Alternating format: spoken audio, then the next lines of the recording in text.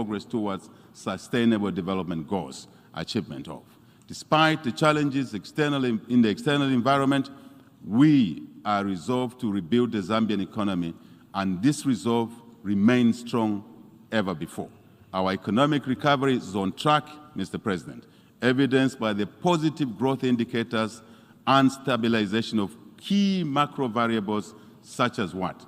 Interest rate regime, indeed, exchange rate market stability, inflation, which we have been able to pull down from 25% to well under 9.8% in just 1 year of being in office. Mr. President, Zambia is on a path of growth from the economic contraction that we experienced in the past, which was somewhere in the region of -2%, and to GDP estimated now just under a year to grow at about 3%. When you add -2 and 3% growth, it means we've grown by about 5% in the last 12 months. This is something that has been difficult to achieve, but with a lot of hard work, we've been able to do it. But we want to do more. Effectively, in terms of social economic benefits, our commitment to providing equal opportunities, especially for the young people, has been demonstrated by the introduction of free primary and secondary education, as we believe that education is the best equalizer. Education is the best investment. Education is the best inheritance, without doubt. Consistent with our pledge to invest in human capital, we have recruited over 30,000 teachers, 11,000 health workers in 2022 alone, and by over 1,000 percentage points in our first budget in office. Just the beginning. Expenditure of these funds at community level is meant to ensure inclusive and sustainable economic growth that will support SME development and employment creation across all our 10 provinces, 156 constituencies in our country. I'm pleased to note that we have reached, in principle, agreement with our creditors under the common framework to restructure the national debt which we inherited, and have effectively concluded an IMF deal based on our more important homegrown economic transformation plan. We say many thanks to the International Monetary Fund, to the World Bank, and basically the UN system and other cooperating partners for your support. Climate change. Mr. President, the adverse effects of climate change have continued to ravage our planet.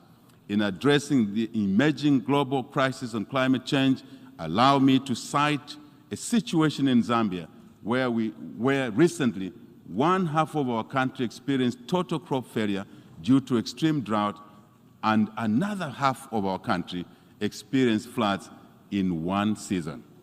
This is obviously not normal. Climate change, negative effects. Such extreme weather events are a timely reminder of the grave consequences of climate change. We therefore need robust solutions and cohesion in our approach at the global and regional levels to address effects of climate change, without doubt.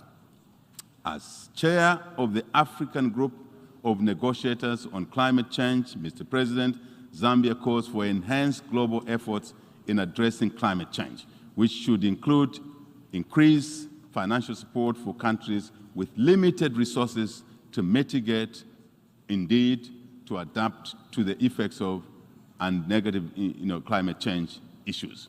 Zambia has mainstreamed the green growth and climate change, proofing it in the current National Development Plan, which has articulated broad policy measures on transitioning Zambia into a climate resilient and inclusive green economy over time.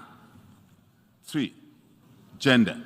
Mr. President, Zambia has continued to build on the efforts of attaining gender equality and inclusivity in various sectors of our society. Based on empirical evidence, women empowerment and poverty alleviation are positively correlated, I must say. It is therefore imperative that we dedicate corresponding efforts to ensure that gender disparities are curtailed at all levels. Mr. President, Zambia, under our national gender policy, has been implementing affirmative action in favor of women and girls to ensure that their full potential is realized not once but all times. Ending child marriage. Mr. President, to complement these measures, Zambia is championing the campaign to end child marriage in Africa and, of course, in the world. In the same vein, we are proud to inform this Assembly that this morning, Zambia, Canada, and other cooperating partners held a side event to galvanize support and review commitment from the international community towards ending child early forced marriages. With the assurances made during this event, we are hopeful that we shall be able to achieve the Sustainable Development Goal of Gender Equality, Target 5.3 in our programming that aims at eliminating this harmful practice without doubt. International peace, security, and stability. Mr. President, the world at large has grappled with growing instability and insecurity within the last year, and the effects have been felt by millions of people around the world as lives and indeed livelihoods have been lost across the world. Zambia believes that without peace and stability, our joint developmental efforts are in vain, totally in vain. As such, we are committed to remain strong advocates of peace and stability in Southern Africa and the entire African continent and the world over. Our guiding principle is that instability, Mr. President, anywhere is instability everywhere. This reminds us that ending war and conflict is not only the responsibility of those that are directly involved in the conflict, but it's a shared obligation of every global citizen and indeed every nation. I mean all of us without exception, Mr. President.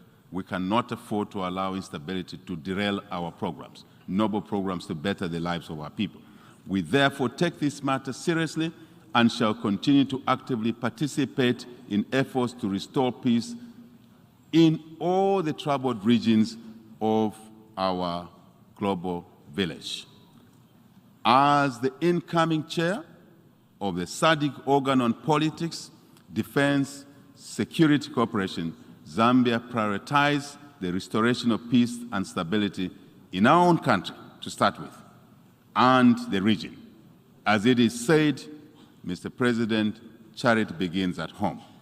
At the continental level, Zambia remains engaged and committed to the efforts of the African Union, the United Nations in promoting peace in various conflict areas around our global world, our global community. Going forward, our UN system should, we argue, Mr. President, tilt more efforts towards prevention of conflicts, which is more cost-effective and palatable, I shall say.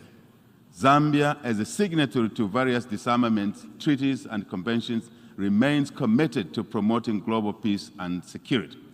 Mr. President, Zambia joins other governments in expressing particular concern about the ongoing war in Ukraine.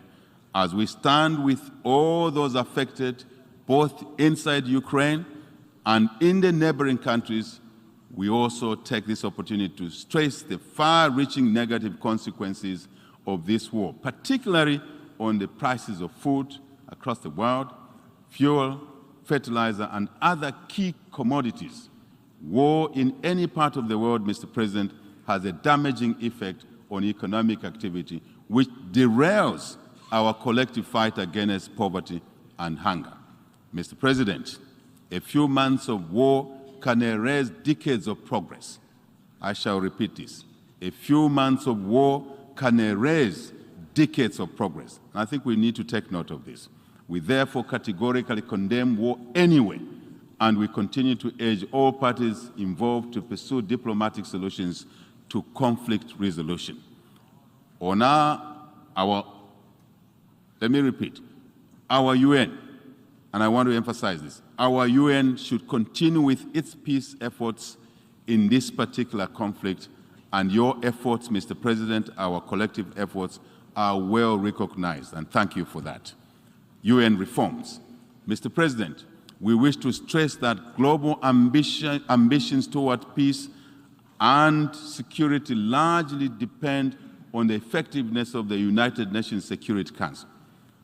The inadequacies of the current structure of the Security Council, however, have become increasingly pronounced, with ceding of decision-making on matters of global peace and security to the General Assembly that otherwise would have been its preserve. That's a preserve of the Security Council. But this burden is now pushed to the General Assembly. I think this is not correct. This brings to the fore the need for the long overdue reforms of the UN Security Council. We appreciate the call from President Biden for greater inclusivity in the Security Council. We therefore continue to advance the African common position as espoused in the Ezelwyn Consensus and the CITES Declaration to ensure the effectiveness, credibility, and legitimacy of our UN Security Council. In conclusion, Mr. President, we wish to reaffirm Zambia's commitment to the fundamental principles which the United Nations was founded upon, which safeguard our shared future, indeed, of peace, prosperity for all nations, not for some nations, I shall emphasize, but peace and stability and prosperity for all nations. Mr. President, I thank you for your kind attention. On behalf of the Assembly, I wish to thank the President of the Republic of Zambia for the statement just made, and I request protocol to escort His Excellency. The Assembly will hear an address by His Excellency Angie Rajoelina, President of the Republic of Madagascar. I request protocol to escort His Excellency.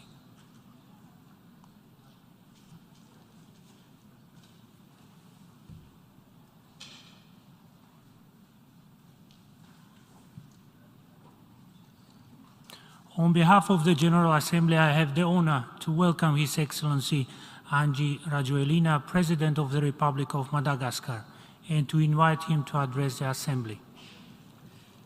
Monsieur le Président de la... Mr. President of the General Assembly, Secretary General of the United Nations, Excellencies, Heads of State and Government, delegates. Ladies and gentlemen, distinguished guests, allow me at the outset to address Mr. Korosi, Director of Environmental Sustainability in the Office of the President of Hungary. Mr. President, your election to the presidency of the 77th General Assembly of the United Nations is a clear message about the roadmap established by this annual meeting of nations. Mr. President, please accept my warmest congratulations. Secretary General, I convey to you my deep gratitude for your continued commitment and your devotion in your leadership of the United Nations organization. On behalf of the Malagasy people, I also wish to take the opportunity offered to me by this illustrious rostrum to reiterate our deepest condolences to the British people. Queen Elizabeth II inspired many generations in her country and throughout the world. I also wish to convey my congratulations and our wish for a reign full of health and blessings to His Majesty King Charles III. Excellencies, ladies and gentlemen, the annual meeting of the United Nations at the General Assembly is always an opportunity to raise the banner of our aspirations, namely the aspiration which brings us all together here, that is universal peace. Now that we've learned to live with COVID-19, that we have discussed at length over the last 2 years, we are, in spite of everything, facing the consequences of this crisis. This crisis has proven to us that it is in the most difficult times that we realize the importance of solidarity between nations. The theme of this session, Transformative Solutions to Interlocking Challenges, becomes entirely logical in this context. It gives us new hope, reassures us, and gives us new prospects for advancing together along the path of development. When we were forced to face the health crisis, we chose to place our trust in our scientists and in the natural riches of our land. The creation of the pharmaceutical plant in Madagascar, Pharmalgacy, when the crisis was in full swing, demonstrated that we could turn difficulties into opportunities in order to exploit our biodiversity and in so doing protect our people. Despite the fact that we predicted the apocalypse in Africa, the infection rate and death rate in Madagascar is among the lowest in the world. We were classified as a green zone. In other words, we were among the countries with the lowest infection rate, and as such, entering Madagascar requires neither a PCR test or a health certificate. We have flown in the face of all statistics, and we have emerged from this crisis stronger than ever, and particularly more committed than ever to ensuring that our country emerges and flourishes. Ladies and gentlemen, the world was just getting back on its feet from the pandemic when new crises emerged. No country has been spared by the consequences of COVID-19, and the conflict in Ukraine has sowed further instability and heightened inequalities. This is yet another major obstacle to our efforts to recover from the COVID-19 pandemic. Like all countries in the world, we are feeling the full force of the inflation caused by this crisis. We are convinced that all wars end around a table. Dialogue is the only way to bring about peace. As such, Madagascar reiterates its appeal for dialogue to resolve the conflict, because its consequences are global. They're growing more burdensome day by day, and developing nations such as our own are those that pay the highest consequences of this crisis. The crucial role of the United Nations must be to encourage multilateralism in order to find equitable solutions which take account of the strengths and weaknesses of each country and its people. How can we accept the fact that in this period of crisis, certain countries with more than $100,000 GDP per capita and others with less than $600 GDP per capita buy barrels of oil on the same market and at the same price? Our organization can take measures to support low-income countries so that they can benefit from and supply themselves with oil at equitable prices, because the current global situation is a source of major upheaval in many countries. Certain states have seen themselves affected by instability. Social fabrics are unraveling and economies are growing more fragile. Indeed, certain countries have been forced to increase fuel prices by 50%, and in some countries that has produced riots and socioeconomic turbulence. Recovery is a shared concern. Our solidarity is the only way that we will be able to heal our societies, ensure that our economies recover, support growth, and establish peace. Ladies and gentlemen, dear leaders, as things stand, all countries have been forced to review their development strategies, and in so doing, they've been convinced of the need to speed up the industrialization and the process of ensuring the self-sufficiency of all countries. We are convinced that we must produce and locally process everything our population needs. There are weapons more powerful than bombs, tanks, and missiles. These are our lands, our raw materials, our natural resources, and our people. Local industrialization, agricultural innovation, and the leadership of leaders are our ammunition to build our strength and to strengthen our shield so that we can protect our people. In Madagascar, our strategy has involved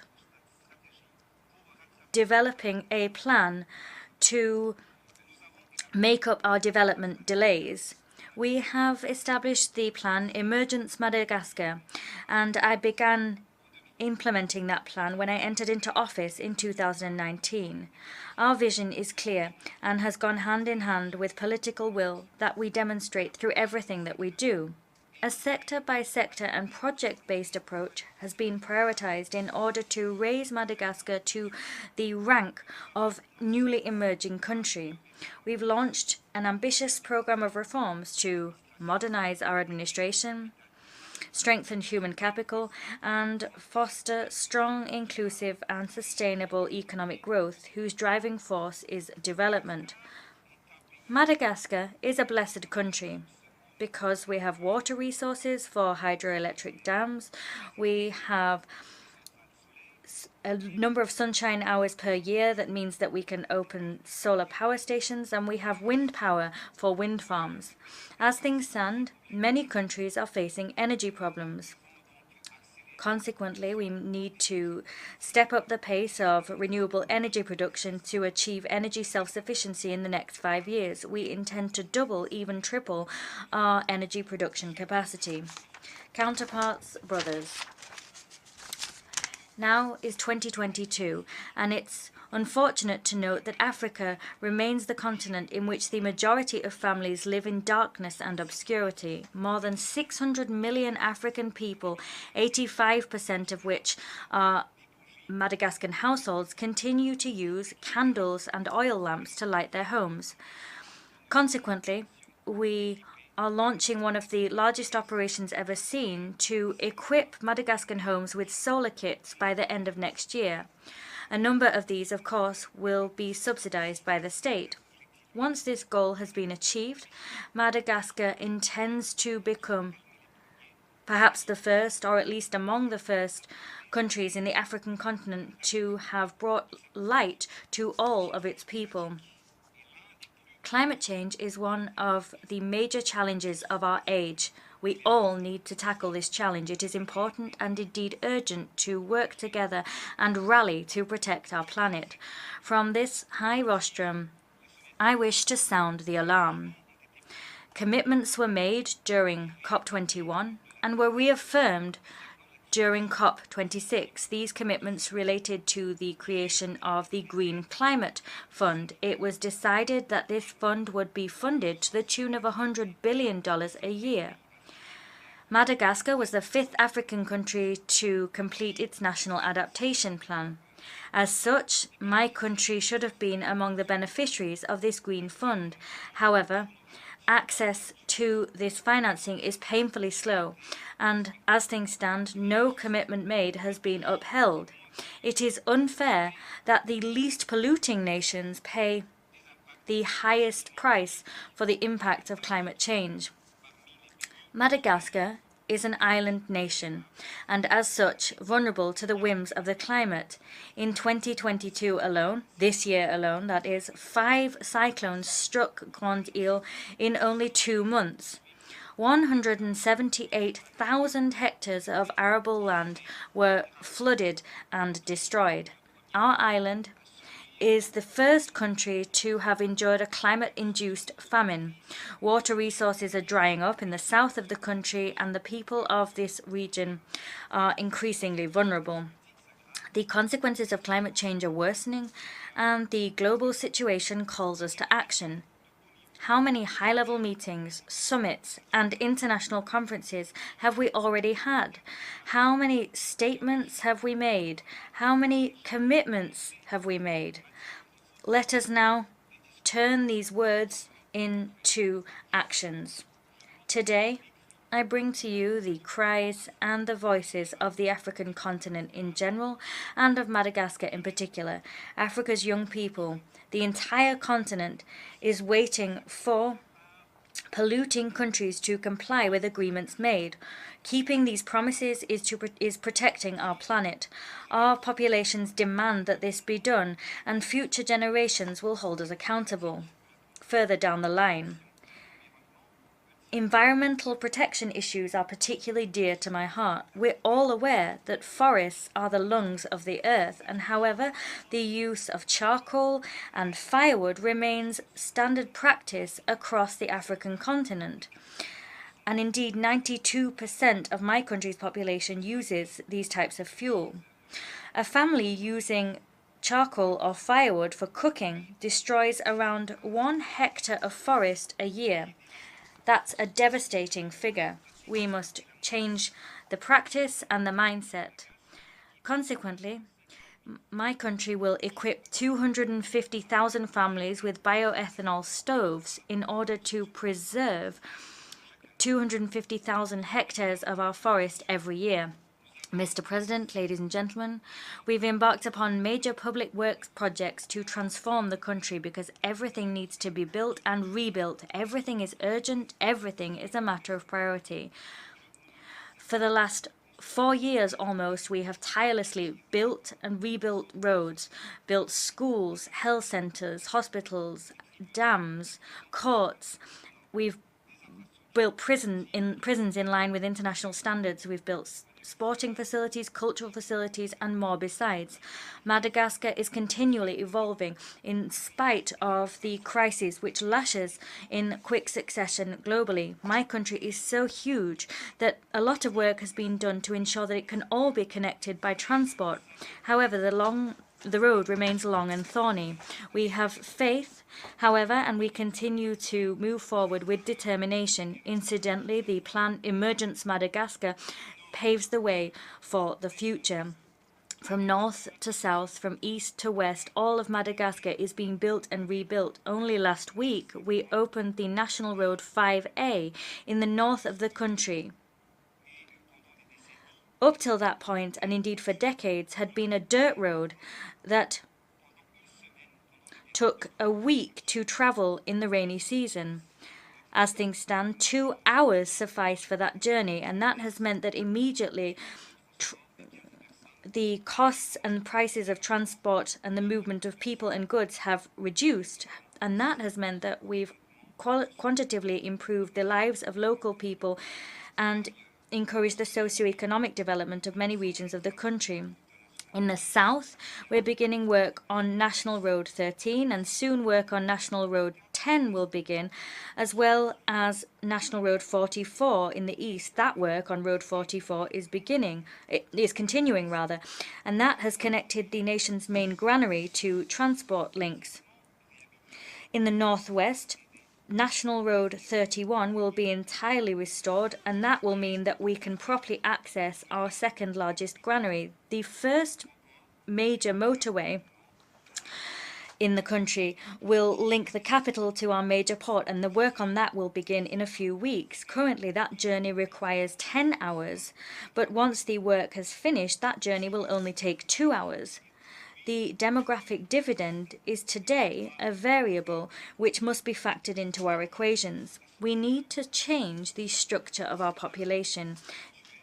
Current demographic growth is not proportionate to economic growth. In a number of regions, young girls of under 18 years old are already mothers of entire families and find themselves with, on average, 5 to 8 children for which they are responsible.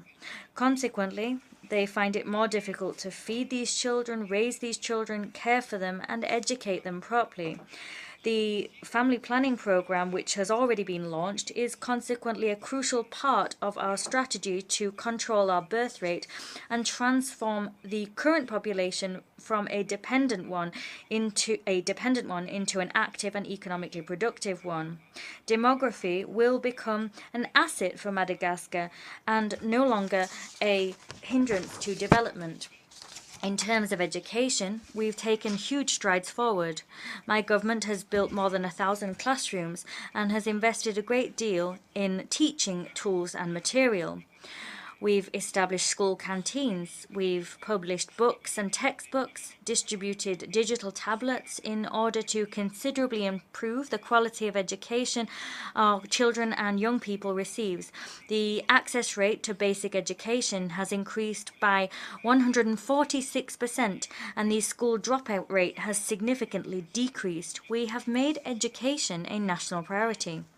And here we renew our commitment to transform school and university life and lend new momentum to both. Last year, I had the opportunity to speak of my country's wish to finally see the implementation of resolutions made by the General Assembly of the United Nations in 1979 and 1980. These pertain to the return of the scattered islands and Nosy Islands in the Indian Ocean to Madagascar. We are delighted that very soon we'll have the second meeting of the Joint Commission, the Joint French-Malagasy Commission on the subject. And based on these resolutions, we hope that we'll have the support of the United Nations to finally have a fair, peaceful solutions. These resolutions indeed confirm the legitimacy of our claims. Excellencies, ladies and gentlemen, during the pandemic, sick people needed oxygen to survive. Currently, many countries are suffocated by the consequences of successive crises. These countries need support, help, and assistance, which will act as oxygen so that they can breathe and face the challenges of socioeconomic recovery, as well as achieve the Sustainable Development Goals. We need to step up the pace of the implementation of new financing mechanisms, such as the Trust Fund for Resilience and Sustainability, and we need to ensure that funds can be disbursed from it. I'd like to take this opportunity to thank the International Monetary Fund, the World Bank, and other friendly countries of Madagascar that have always stood shoulder to shoulder with us in the most difficult times. Counterparts, my brotherly African leaders, the Africa of tomorrow must be autonomous, independent, and prosperous. We have a duty to change the history of the continent and to write a new chapter so that each of us and each of our countries can change and transform. Our organization needs to strengthen its solidarity to provide common solutions to our common problems. May God bless each of our nations. The homeland is sacred. Thank you for your attention. On behalf of the Assembly, I wish to thank the President of the Republic of Madagascar for the statement just made, and I request protocol to escort His Excellency. The Assembly will hear an address by His Excellency Mohammed Yunus Menfi, President of the Presidential Council of the State of Libya. I request protocol to escort His Excellency.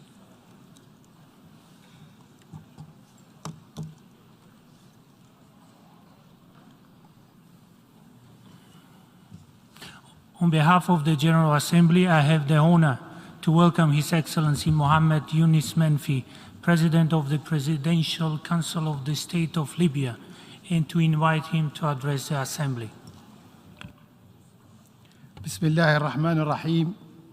On behalf of God, the merciful Mr. President of the General Assembly,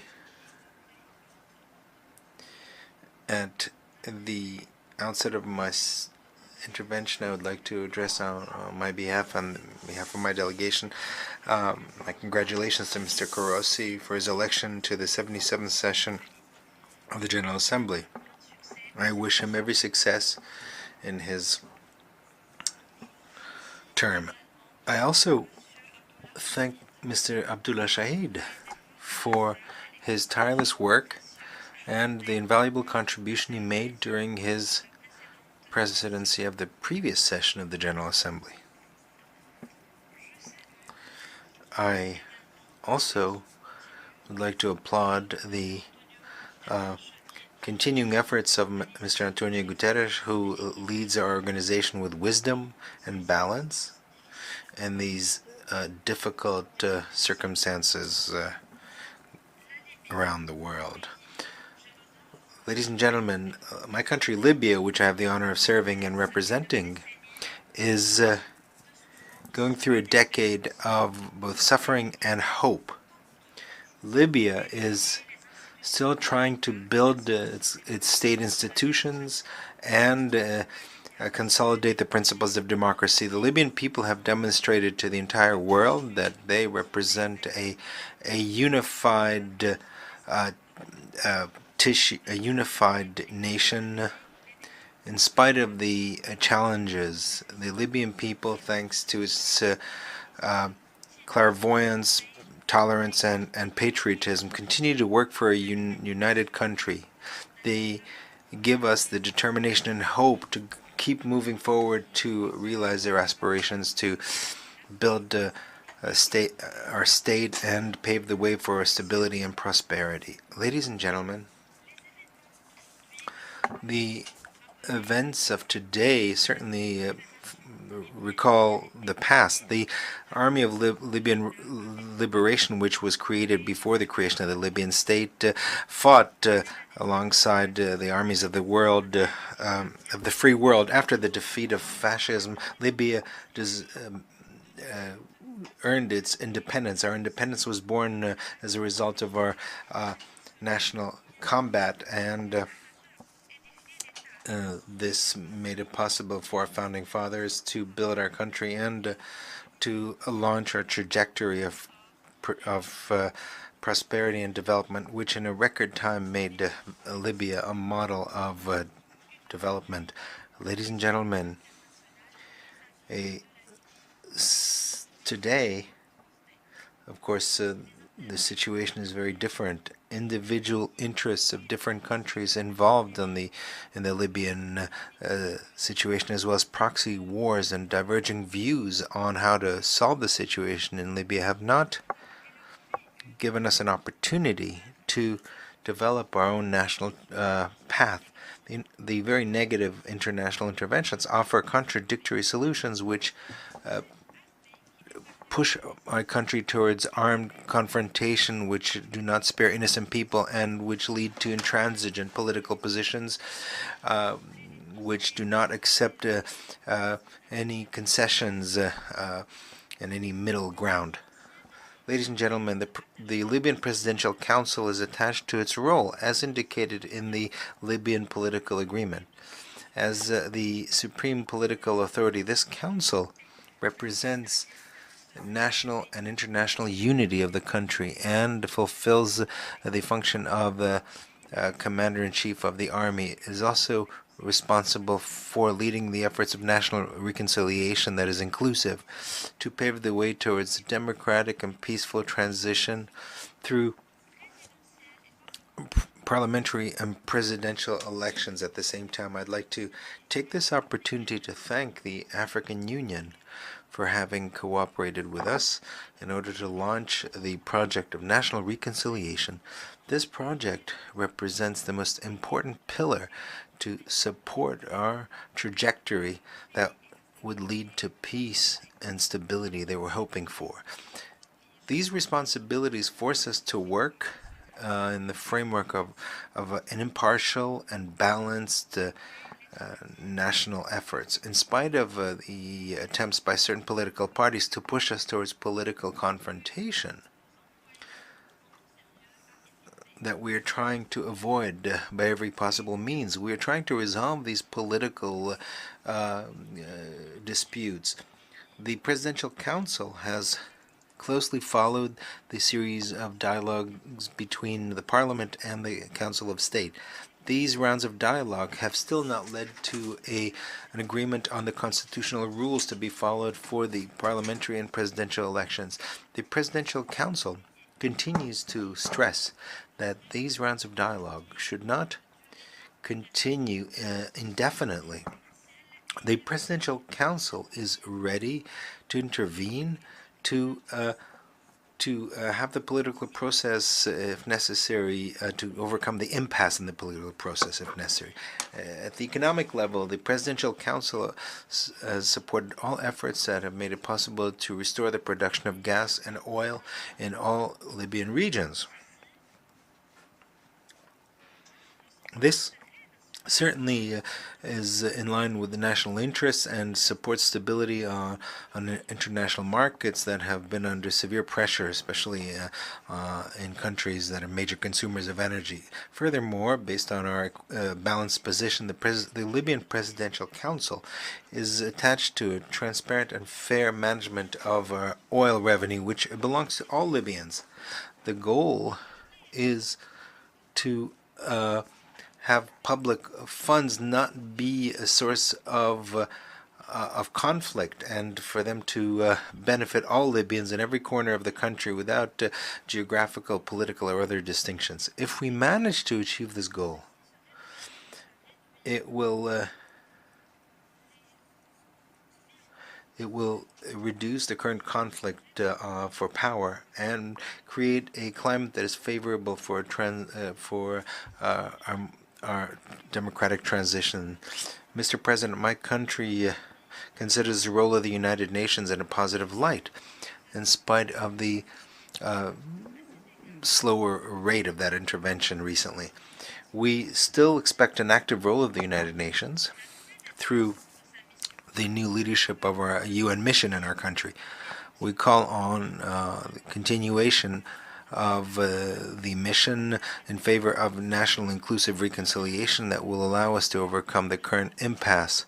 This impasse has opened the way for individual initiatives that risk undermining all the political progress achieved thanks to the political dialogue under the auspices of the United Nations. I also call for a new momentum in our economic development. One of the three trajectories of the Berlin conference, which was neglected as far as we're concerned, that is transparency and justice in management of oil resources, financial control and public expenditure, and combating against corruption.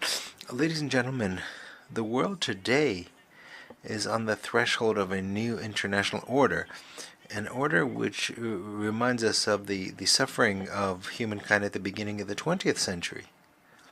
And while we thought that the errors of the past would never be repeated again, today, now, it's time for human conscience to speak out in favor of peace, and that the entire world supports the international principles enshrined in the United Nations to uphold the principle of sovereignty of states and to resolve conflicts by peaceful means and to respect good neighborly relations and not destabilize security of nations. I also call on the respect for the right of people to use nuclear energy for peaceful purposes in conformity with the criteria defined by the IAEA. Furthermore, my country is on the front lines of the combat against terrorism, and I call on a renewed unity in fighting terrorism. Terrorism still represents a threat to all countries of the world. This threat does not spare any race, any religion, any civilization. My country has fulfilled all its responsibilities at the international level to strike at the sources of financing of terrorism. And from this tribune, I would like to reiterate the commitment of my country to support the right of the Palestinian people to create their own state and to stop the settlements and attacks against it. And we call on upholding international resolutions on this point.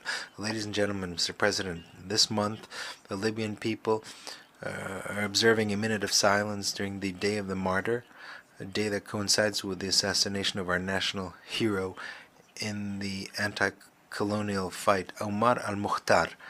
The Libyan people are inspired by the combat of its ancestors to learn patience and to be more determined in defending its rights. The Libyan people draw inspiration from its founding fathers to become more tolerant.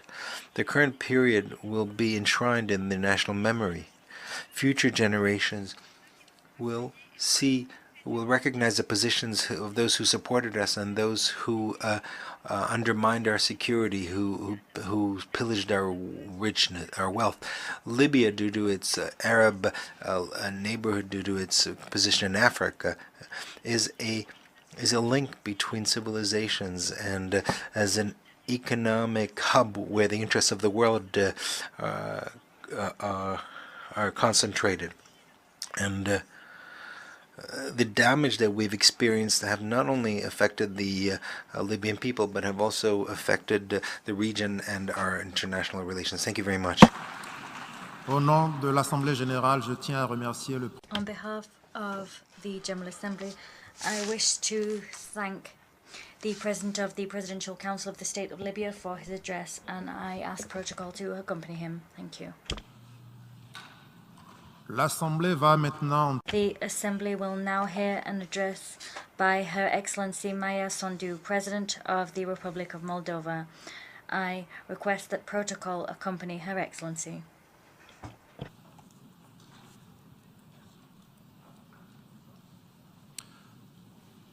Au nom de l'Assemblée générale, On behalf of the General Assembly, I have the honor of welcoming Her Excellency Madame Maya Sandu, President of the Republic of Moldova, and I invite her to address the Assembly. Mr. President, Mr. Secretary General, Your Excellencies, I'm standing before you today proudly representing the Republic of Moldova, a future member of the European Union. I'm grateful for the unanimous support that we received from the 27 EU member states. Thank you for your recognition and vote of trust in our love for freedom, dynamic democracy, and commitment to the rule of law. A successful peace project, the European Union, through cooperation and integration, was forged to stop the cycle of wars that tormented our continent for centuries.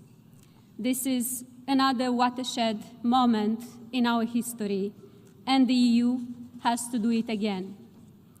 By applying to join the European Union, we want the world to know we choose democracy over autocracy, liberty over oppression, peace over war, and prosperity over poverty. The EU candidate status gives us hope, a clear sense of direction, a unifying goal, an anchor, and a strong sense of belonging to the free world. Ladies and gentlemen, 1 year ago, no one of us here would have imagined a major war in Europe. Russia's unprovoked war against another sovereign state, Ukraine, has shaken the world to the core, has put to test the fundamental principles of the UN, has shattered global security, triggered a European energy crisis, global food shortages, and an economic downturn. 7 months of bombings have killed thousands of innocent people and pushed millions of Ukrainians to flee their homes. This war is not just an attack on our neighbor and friend, Ukraine. It is an attack on the rules-based international order. It is an attack on nuclear safety. It is an attack on food supplies to countries in the Middle East and Africa. It is an attack on this very institution where we find in ourselves today. We firmly condemn the war against Ukraine, as well as the recently announced additional mobilization of troops by Russia.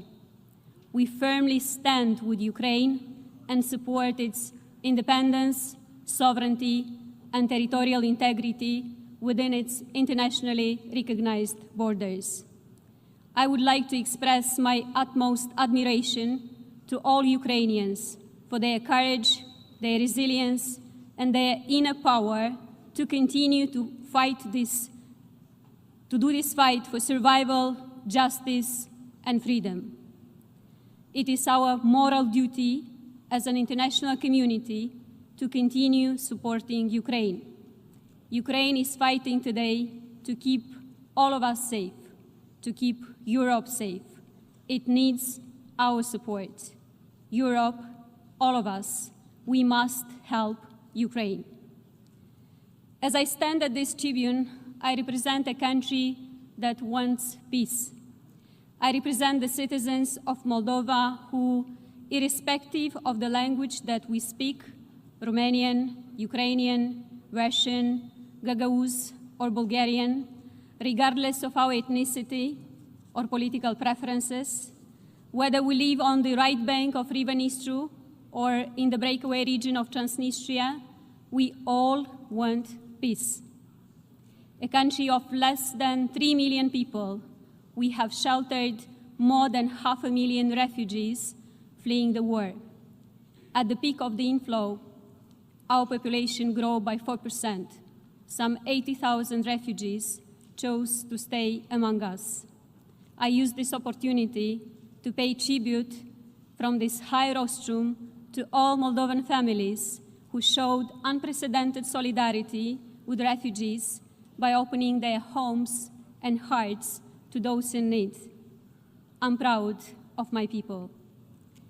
I'm also grateful to the international partners, including the United Nations, who have provided assistance in managing the humanitarian crisis. I also thank the UN Secretary General and other high-level officials who visited our country in our hour of need to show support and solidarity. My deep gratitude goes to France, Germany, Romania, and other partners for setting up the Moldovan support platform that stands by our country in these difficult times. Ladies and gentlemen, Moldova knows what it is to be a country divided by conflict. In 1992, we faced a brief but tragic war in the Transnistrian region of our country. 3 decades later, we are still trying to overcome the consequences of that conflict and reintegrate our country. The only way to achieve this is through peaceful dialogue and respect for our sovereignty and territorial integrity. As Russia has launched its war against Ukraine, we have worked harder than ever to maintain peace on both banks of Dnistru River. We have done our best to ensure that all citizens of Moldova, including those residing in the breakaway region, continue to enjoy peace. The illegal presence of the Russian military troops in the Transnistrian region infringes our neutrality and increases the security risk of our country. We call on the complete and unconditional withdrawal of Russian troops. We call on the destruction of ammunition from Kobasna stockpiles, which pose a security and environmental threat to the region as a whole. As we strive to maintain peace, our economy and society are bearing the brunt of Russia's war against Ukraine. Our resources are strained, investments have slowed down, trade and transport routes are disrupted, inflation is nearing 35%. In addition, we are facing a wide spectrum of hybrid threats, from disinformation and propaganda to cyber attacks and energy pressures. The abnormally high prices for natural gas and Russia's attempts to weaponize gas and oil supplies to Europe have triggered an unprecedented energy crisis. We are one of the most vulnerable countries in the face of this crisis. But this only makes us more determined to diversify our energy resources and decrease dependence on fossil fuels. We plan to increase the share of renewable electricity supplies from 3 to 30% in the next 3 years. This will make our country stronger and our environment healthier and safer.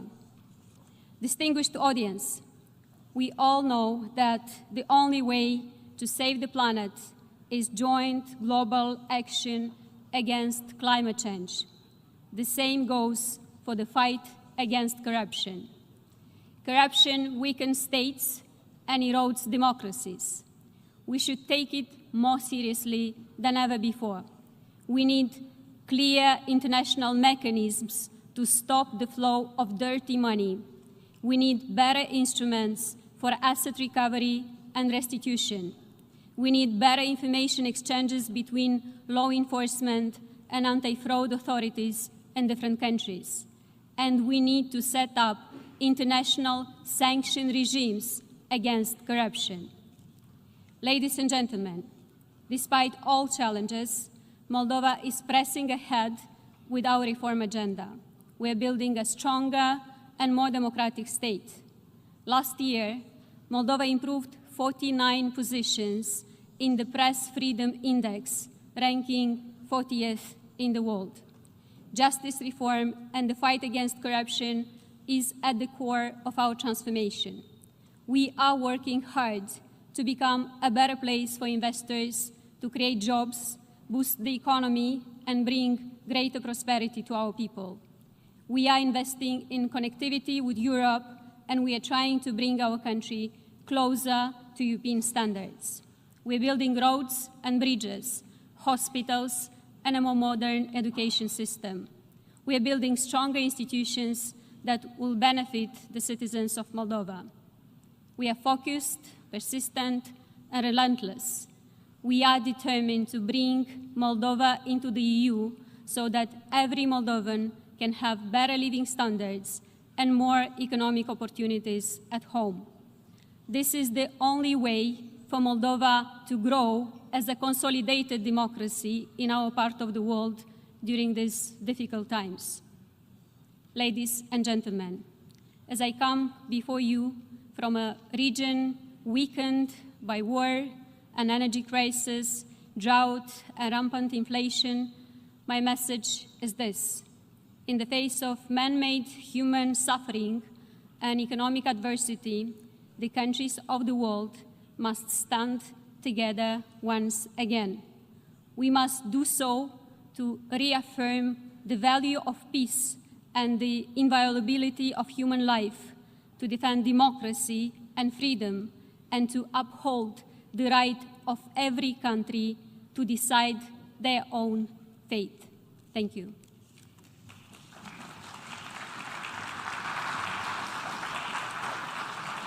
Au nom de l'Assemblée générale, On behalf of the General Assembly, I wish to thank the President of the Republic of Moldova for her statement, and I ask Protocol to escort Her Excellency. The Assembly will now hear an address by His Excellency Hage Geingob, President of the Republic of Namibia. I request Protocol to escort His Excellency.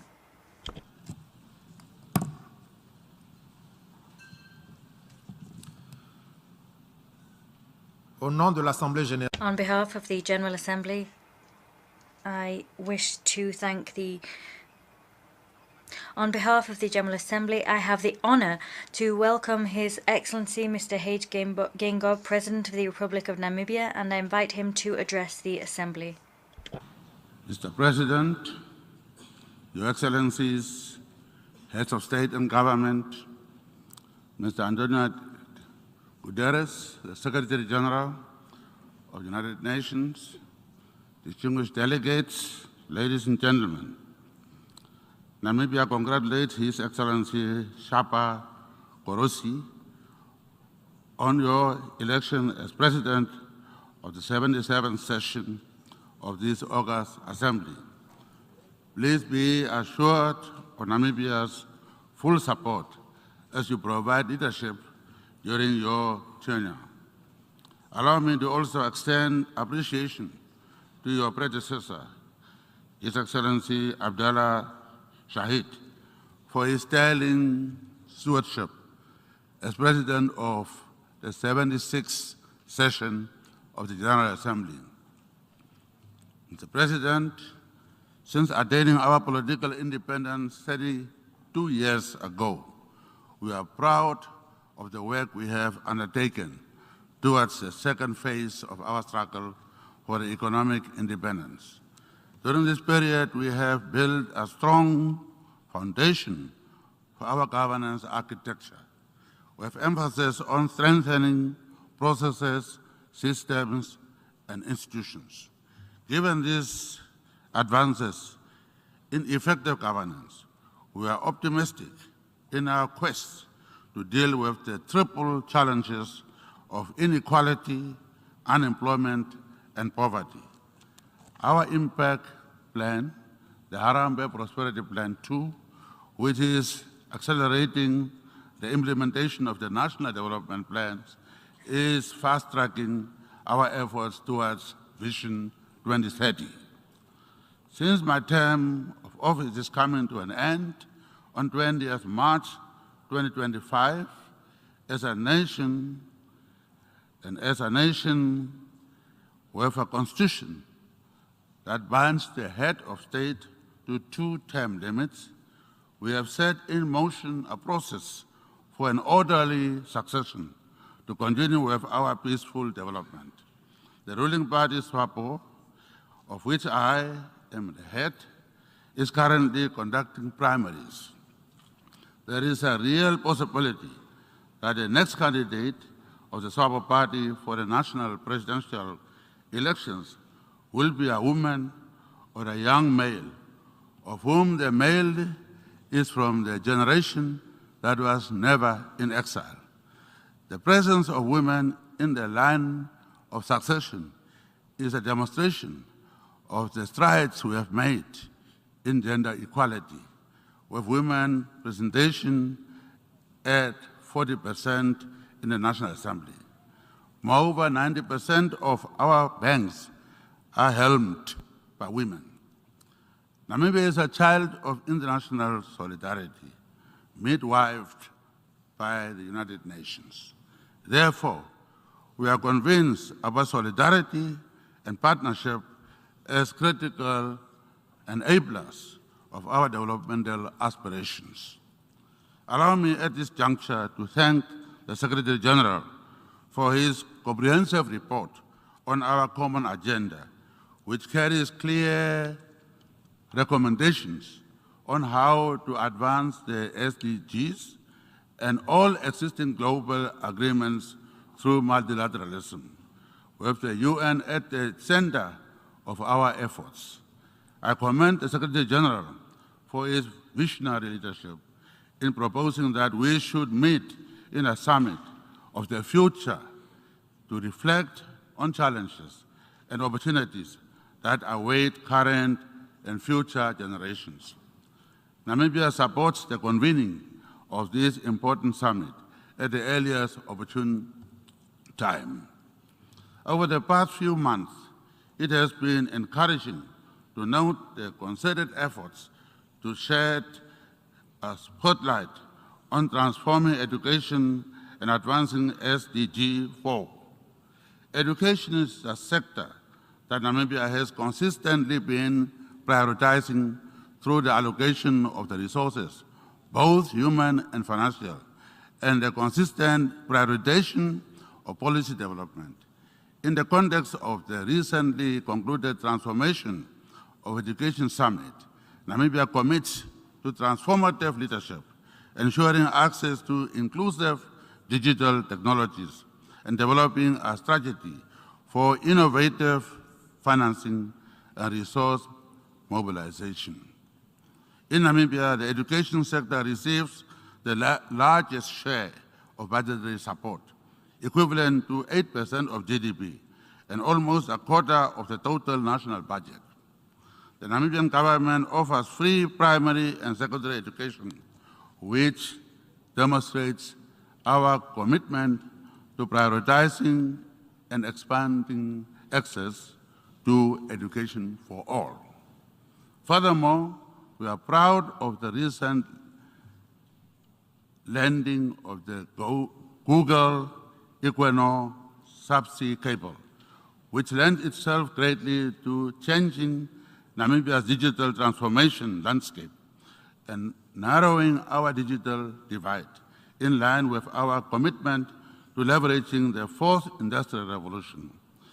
In Namibia, we have set up the fourth industrial revolution task force, which recently made recommendations as to how Namibia can strengthen domestic capabilities to strive to derive optimal gains from fourth industrial revolution.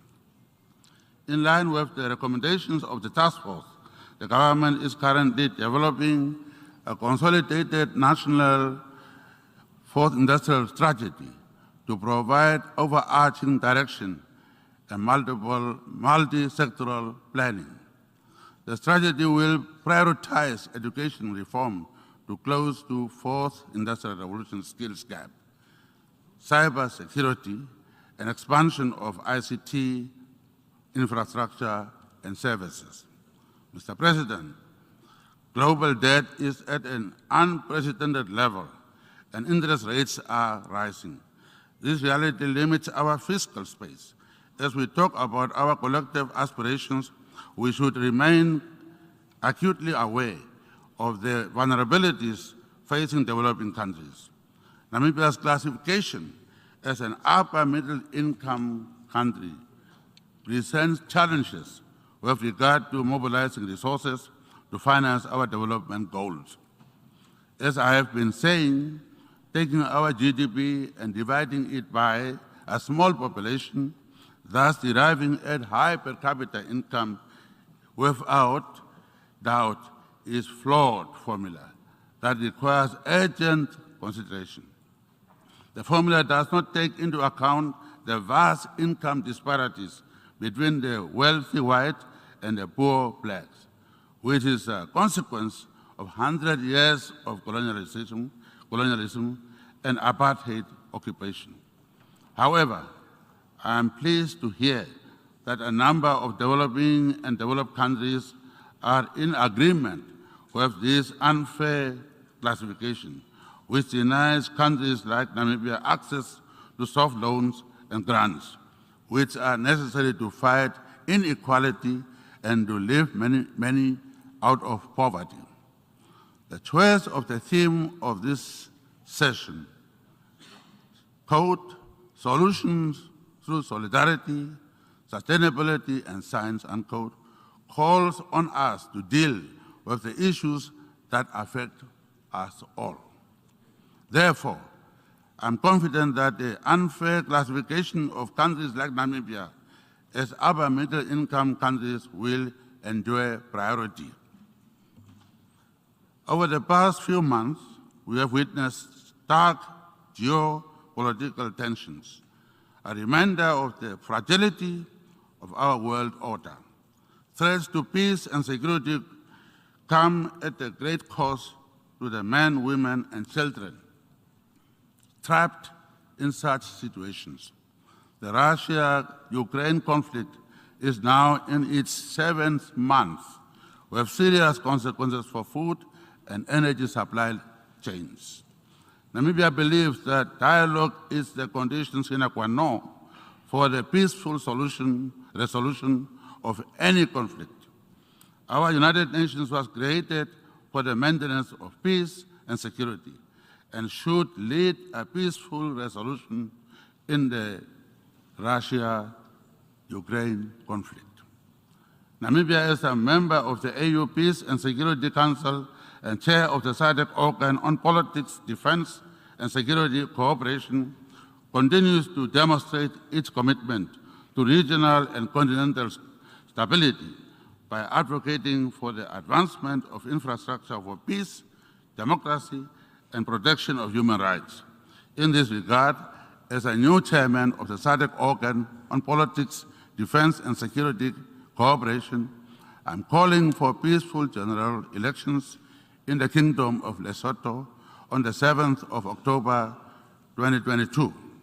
SADC is also seized with the developments in the Kingdom of Eswatini and the Republic of Mozambique.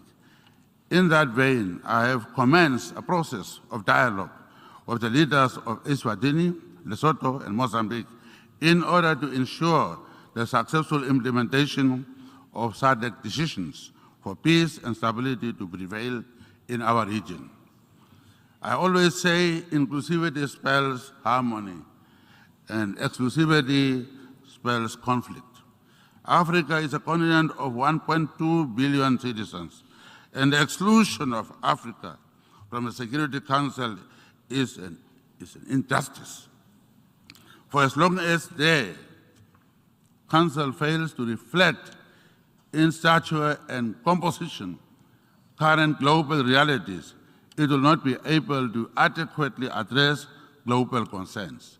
We therefore reiterate our call for the reform of the Security Council in line with the common African position. Mr. President, self-determination is a human right. The continued injustice meted out against the people of Palestine are a reminder of the urgent need to start implementing the two-state solution as the only viable alternative that can end inequality and bring peace to both the people of Palestine and Israel, and indeed the region as a whole. In the same vein, the lack of progress in implementing UN resolutions to resolve the question of Western Sahara should be something that we must all have a collective shame for. Namibia pledges unwavering solidarity for nations that continue to bear the heavy burden of sanctions. Namibia reiterates its long-standing call for the lifting of the unjust embargo against Cuba. I met a 50-year-old young Cuban man who has not known anything but the sanctions. Since he was born, it's the sanctions.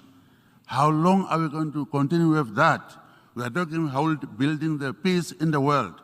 But how can a country be sanctioned for such a long time? And children born don't know anything but sanctions.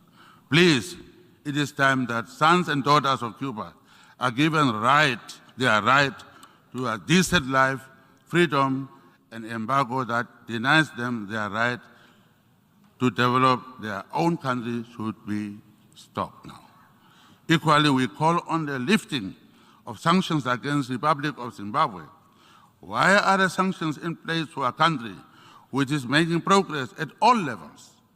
President Emerson Mnangagwa and the people of Zimbabwe have made laudable progress and reforms.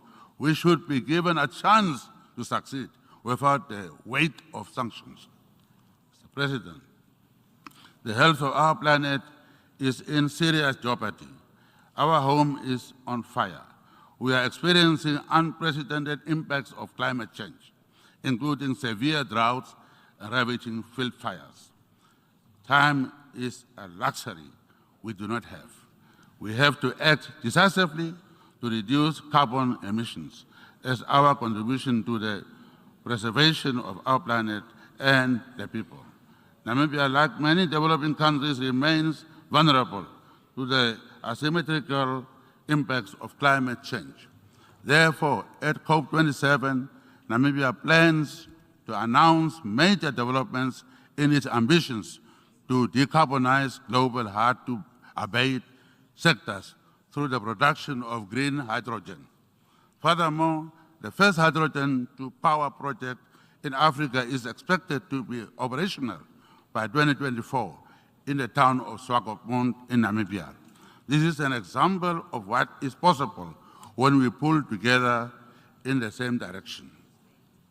Our ambitions are not only necessary to mitigate the ravaging impacts of climate change, but are also a critical component of our post-COVID-19 economic recovery.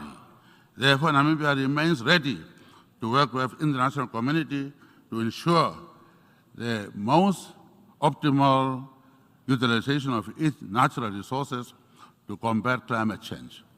A just energy transition is about fair opportunities for developing nations to sustainably access natural endowments at their disposal. Namibia has recently discovered promising deposits of hydrocarbons and is exploring significant deposits of rare earth metals. As part of our goal to ensure sustainable utilization of our natural resources, I recently launched the Welwitschia Fund, our nation's sovereign wealth fund. The fund is a demonstration of our commitment to fiscal prudence and sustainable resource management for current and future generations. Mr. President, in conclusion, today on the 21st of September 2022, we are convening in this chamber on the United Nations International Day of Peace under the theme, quote unquote, "End Racism, Build Peace." Peace is a wonderful gift, but a fragile one if it is not handled properly. Peace is more than the absence of war. Peace is about inclusivity and development of all nations. Our United Nations, as the premier guarantor of multilateralism, is our best bet to ensure a peaceful and prosperous humanity. Namibia will continue to place a high premium on the noble aspirations of United Nations as a beacon of hope and equality of all nations. As a beneficiary of successful multilateral efforts, which we hold in high regard the convening power of this August Assembly and recommit to working with fellow member states to change the world for the better. I thank you very much.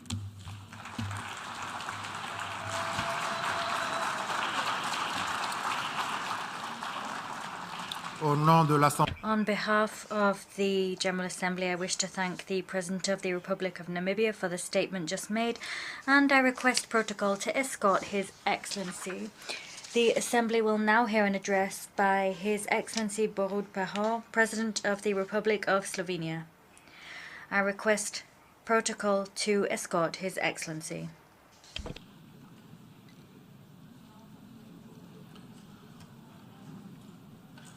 On behalf of the General Assembly, I have the honor to welcome His Excellency Borut Pahor, President of the Republic of Slovenia, and to invite him to address the Assembly. Mr. President, Your Excellencies, ladies and gentlemen, colleagues and friends. I was born after the Second World War. So, all my life, the cry of never again has echoed around the world and especially in Europe.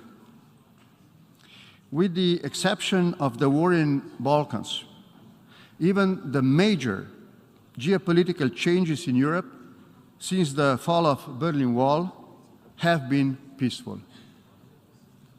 This has made an important contribution to building hope for a lasting peace. This hope has been thoroughly shaken by the Russian aggression against Ukraine. Will this make us stop believing in the possibility of lasting peace? I think no. We must not leave our children a world in a fear of war. For the sake of their secure future, we have a duty to do whatever it takes we can to ensure that the precious hope for a lasting peace returns to our hearts.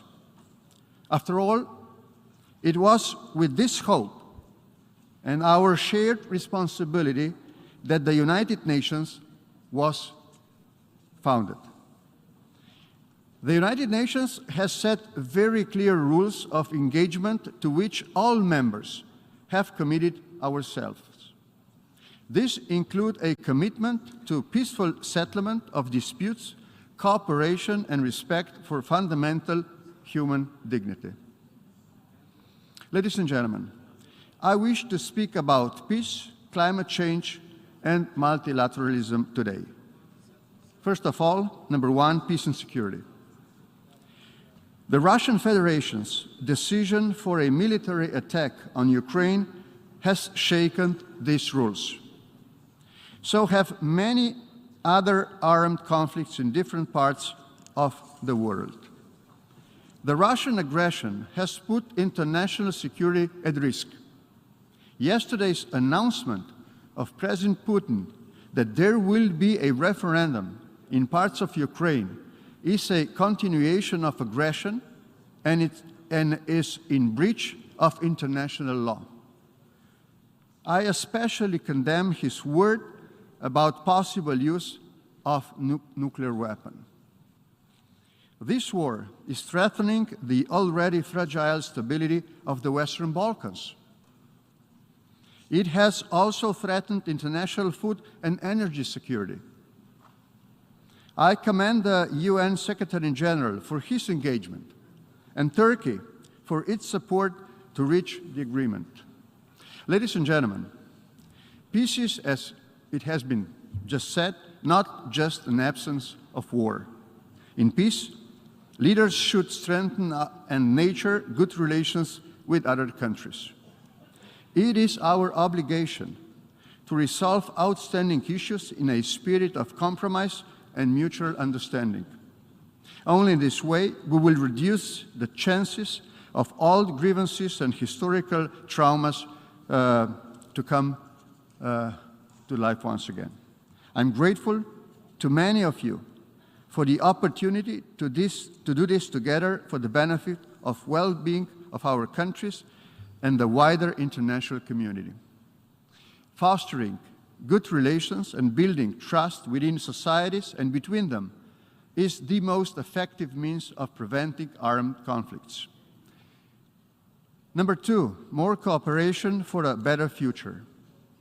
Nurturing and strengthening good relations between countries is also necessary to address more efficiently the challenges of our times. Among these, climate change is one of the most pressing. Our common task is to preserve the planet for future generations. What we need is more efficient measures and more solidarity. Slovenia pledges special support to Africa, Caribbean and Pacific to assist them in their efforts against biodiversity loss, water stress, and climate damage. We are contributing to the Least Developed Countries Fund of the Global Environment Facility. Initiating the Green Group, Slovenia is working together with like-minded countries in the promotion of green policies. We are deeply grateful to the General Assembly for the historic universal recognition of the right to a clean, healthy, and sustainable environment. Slovenia was one of the original proponents, along with Costa Rica, Maldives, Morocco, and Switzerland. That was a much-needed boost for multilateralism, but we can and we should do more.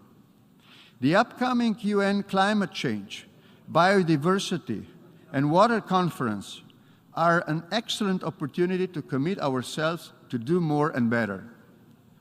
I wish to thank the Secretary General for putting forward our Common Agenda report. We support the proposed Second World Social Summit in 2025 and expect it to address the challenges of structural inequalities. Ladies and gentlemen, there is no security and development without respect of human dignity. In all our efforts, we should be led by a right-based approach. We should be attentive to all signs of human rights regression and should act accordingly. And finally, number three, strengthening multilateralism and candidature for the United Nations Security Council.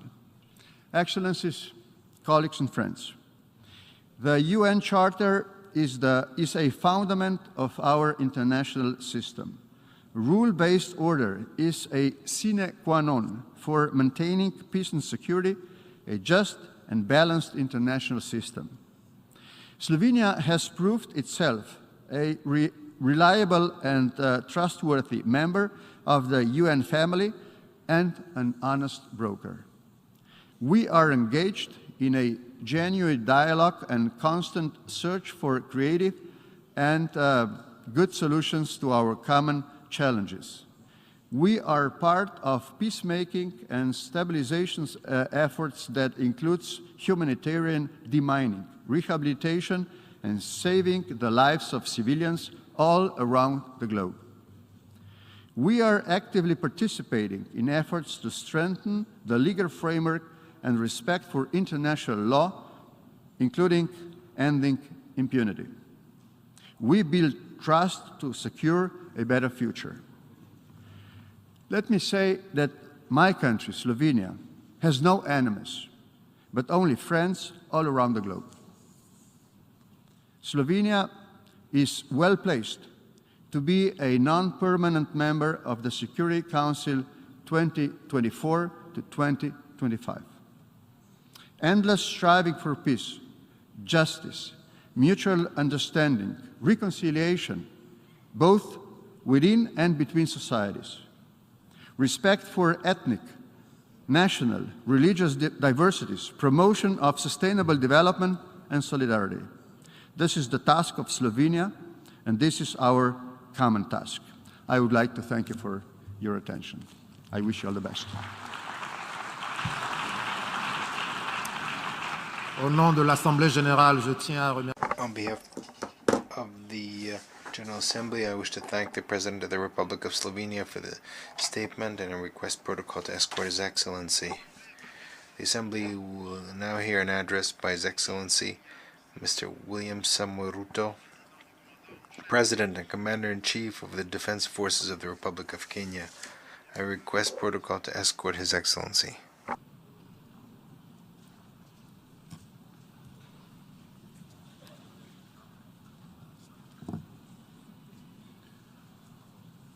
Au nom de l'Assemblée générale, On behalf of the General Assembly, I have the honor to welcome His Excellency William Samoei Ruto, President and Commander-in-Chief of the Defense Forces of the Republic of Kenya, and invite him to address the Assembly.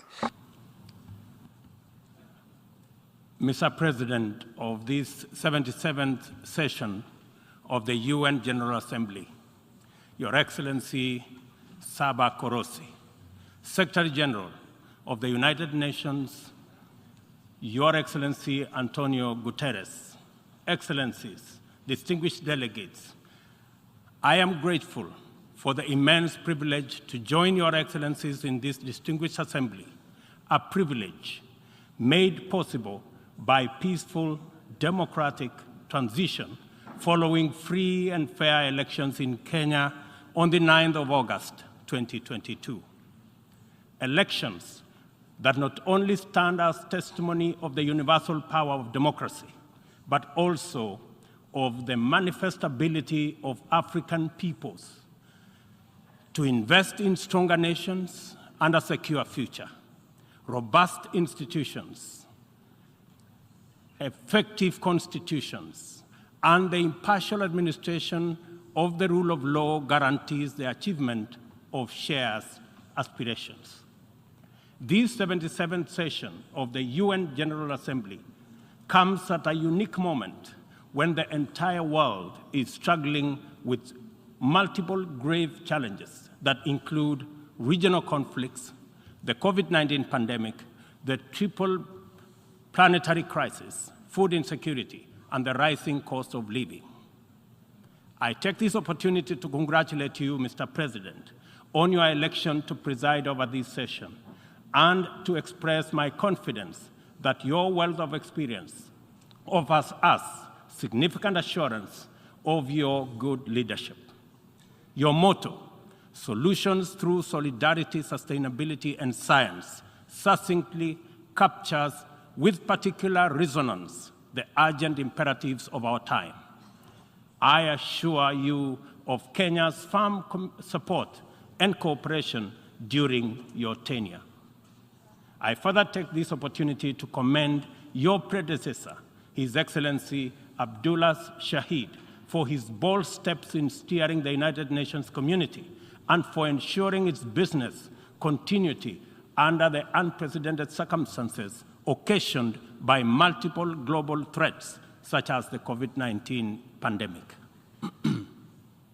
Excellencies, human well-being is under grave threat. The health of the planet requires urgent attention.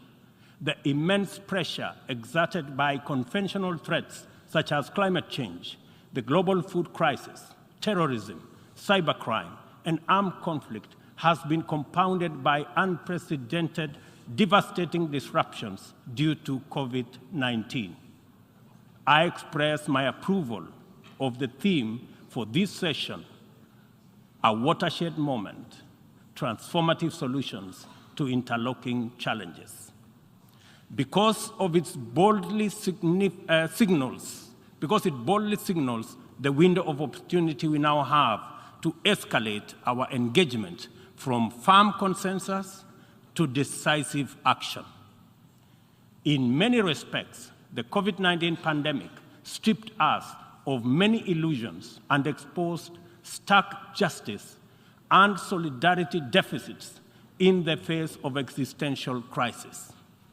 It brought into sharp focus the global economy's two-lane highway, repressively patrolled by a rising tide of exclusionist nationalism, a specter that undermines prospects of collective action and significantly impairs the resolve of the international community to guarantee fundamental rights, including safety and dignity of the world's vulnerable majority. It is also for this reason that many nations, especially from the global south, now advocate for the democratization of the global governance and a reimagined multilateralism that is inclusive and works for the good of all. Kenya stands ready to work with other nations to achieve the Pan-Africanization of multilateralism and a more just and inclusive system of global governance. It is important to reflect on these matters as we do our best to get our people, enterprises, and industries back on their feet so that the engine of development can power our societies towards prosperity that actually leaves no one behind. Building back better is the universal rallying call to incorporate lessons learned into doing more in a better way to recover from the shock. I suggest that we have a golden opportunity to faithfully adhere to this motto by augmenting it inward and indeed with an additional B, building back better from the bottom. Building back better from the bottom upwards is essentially about including the marginalized to working majority in the economic mainstream. The bottom millions relentlessly wage their daily battle for survival in a crowded arena characterized by scarcity of opportunity and generally precarious existence. The ingenuity, optimism, resilience, and energy in this ever-bustling bottom is sometimes called hustling.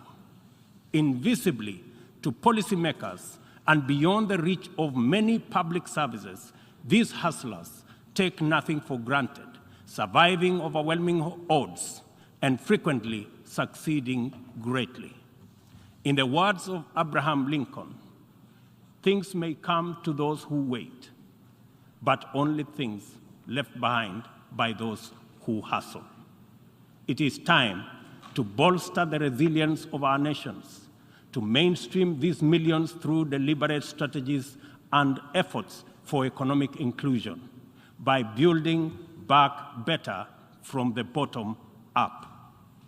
The interlocking challenges of conflicts, triple planetary crisis, and the global food crisis have impeded our momentum and obstructed our focus on achieving fundamental transformations towards sustainable development.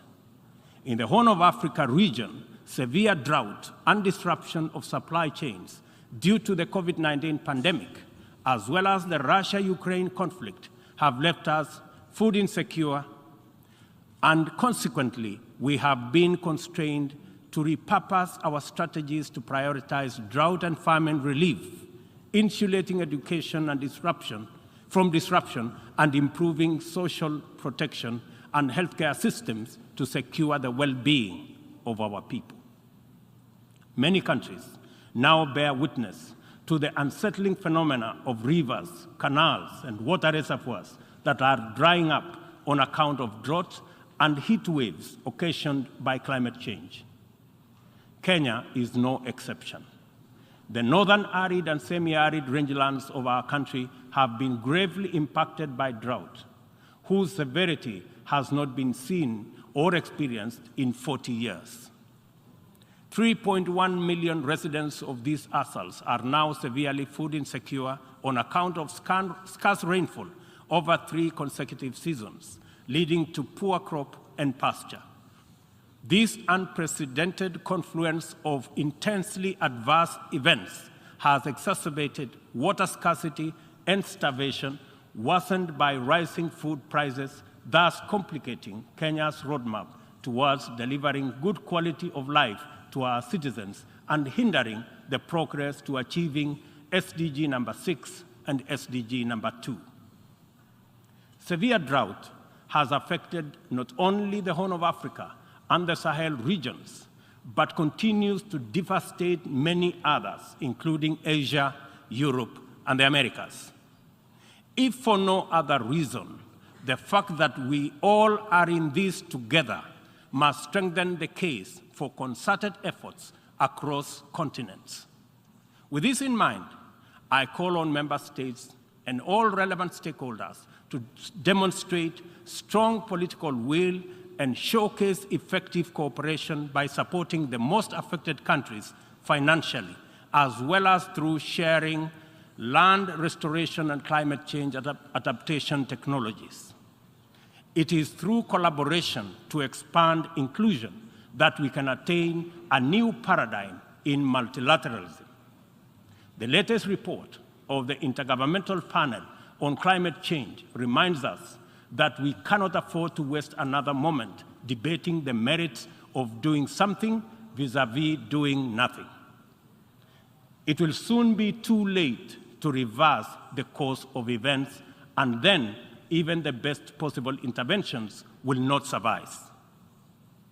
As leaders, every day is an opportunity to expedite our efforts to confront the triple planetary crisis.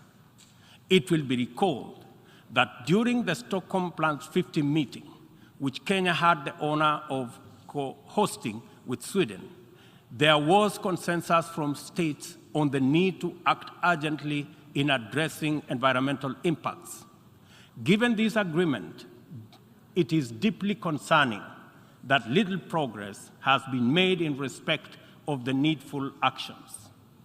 It is time to collectively contemplate urgent measures needed to implement high-priority actions required to contain ongoing disruptions as we deliberate on long-term implementation approaches to be undertaken. I fully agree with the Secretary General's memorable statement that, and I quote, "We have a rendezvous with a climate disaster," end of quote. I add that we must not be taken by surprise. If indeed forewarned is forearmed, this is our opportunity to mobilize with tremendous urgency and take action at once. Excellencies, the agricultural sector has an important part to play in reducing the severity of climate change. A number of practices have a bearing, positive or negative, on various dimensions of the environment. Investing in modern agricultural technology is therefore one important avenue towards tackling prevailing environmental changes. Kenya is responding through substantial investment in climate-resilient agriculture. At the core of our 10-year strategy for agricultural sector growth and transformation are 9 flagships. They include the registration of farmers to direct incentives, improving farmer practice through customized extension services, monitoring of emergency food reserve stocks using digital food balance sheet, and the use of early warning systems to monitor food supplies and market prices. Agriculture remains the bedrock of the development of many nations and will thus continue to hold the key to the creation of equitable and sustainable growth for our people. No country, large or small, has ever attained significant growth without modernizing its agricultural sector. And as we rededicate ourselves to these targets, we must, in the immediate term, find answers to the severe deficit in the availability, flow, and accessibility of fertilizer to our farmers worldwide.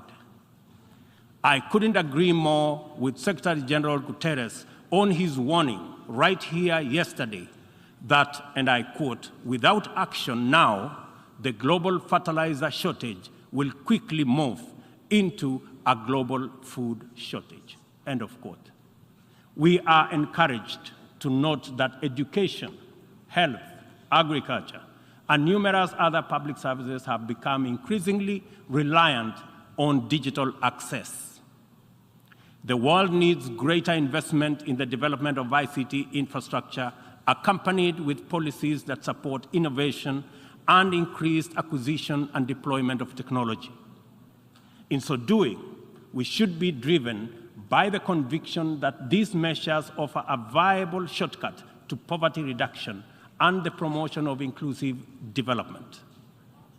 I call for stronger global partnerships to enhance ICT infrastructure in developing countries and bridge the yawning digital divide between the global south and the rest of the world. Excellencies, this 77th session of the Assembly follows the commemoration of the 50th anniversary of the United Nations Environmental Programme, UNEP, at 50, as well as Stockholm plus 50, and the 4th United Nations Ocean Conference in Lisbon.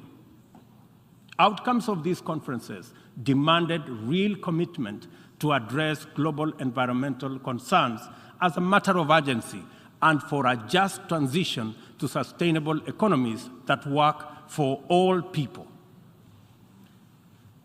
The March 2022 landmark resolution of the 5th United Nations Environmental Assembly in Nairobi to end plastic pollution is a decisive signal to the world that the world is prepared and motivated to act on this menace. Kenya is committed to work closely with other nations to pursue legally binding instruments aimed at bringing an end to plastic pollution. As the host nation to UNEP and the UN Habitat, Kenya affirms that these critical United Nations agencies have an indispensable role in the promotion of environmental sustainability globally, as well as developing socially and environmentally sound and sustainable cities. In keeping with its strong commitment to multilateral institutions, Kenya has made available more land for the United Nations office in Nairobi to facilitate the upgrading of its complex. I take this opportunity to call on member states to complement this contribution through enhanced financing to adequately modernize the UN facilities in Nairobi.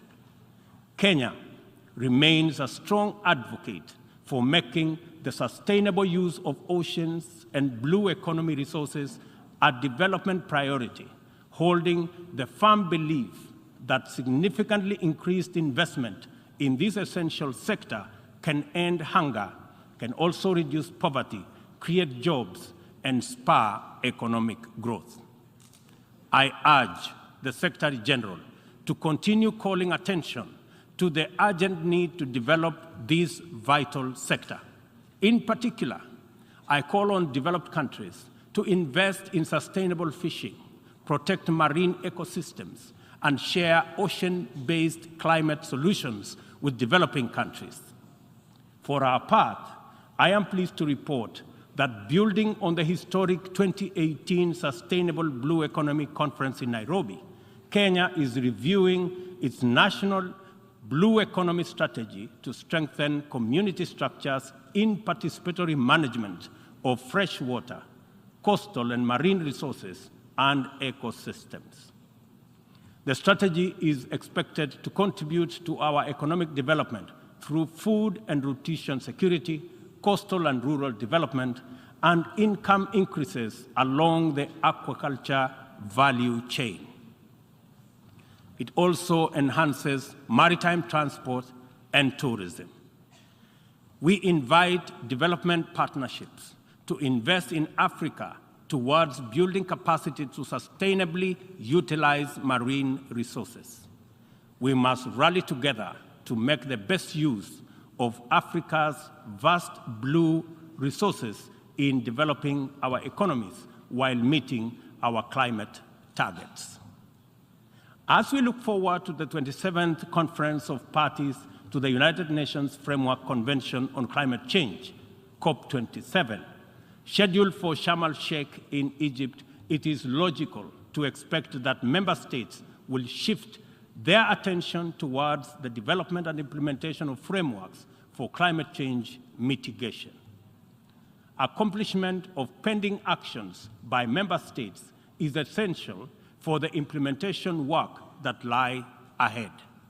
I therefore call upon all of us to urgently deliver on all commitments made towards climate change financing. On this matter, it is critical to emphasize that we are running out of time.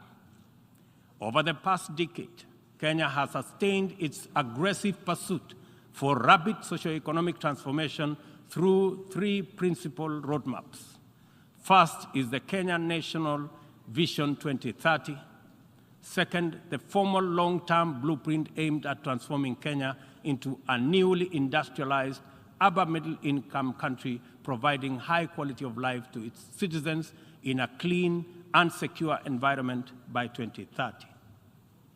The second has been the Africa Union's Agenda 2063, and the third, the Sustainable Development Goals.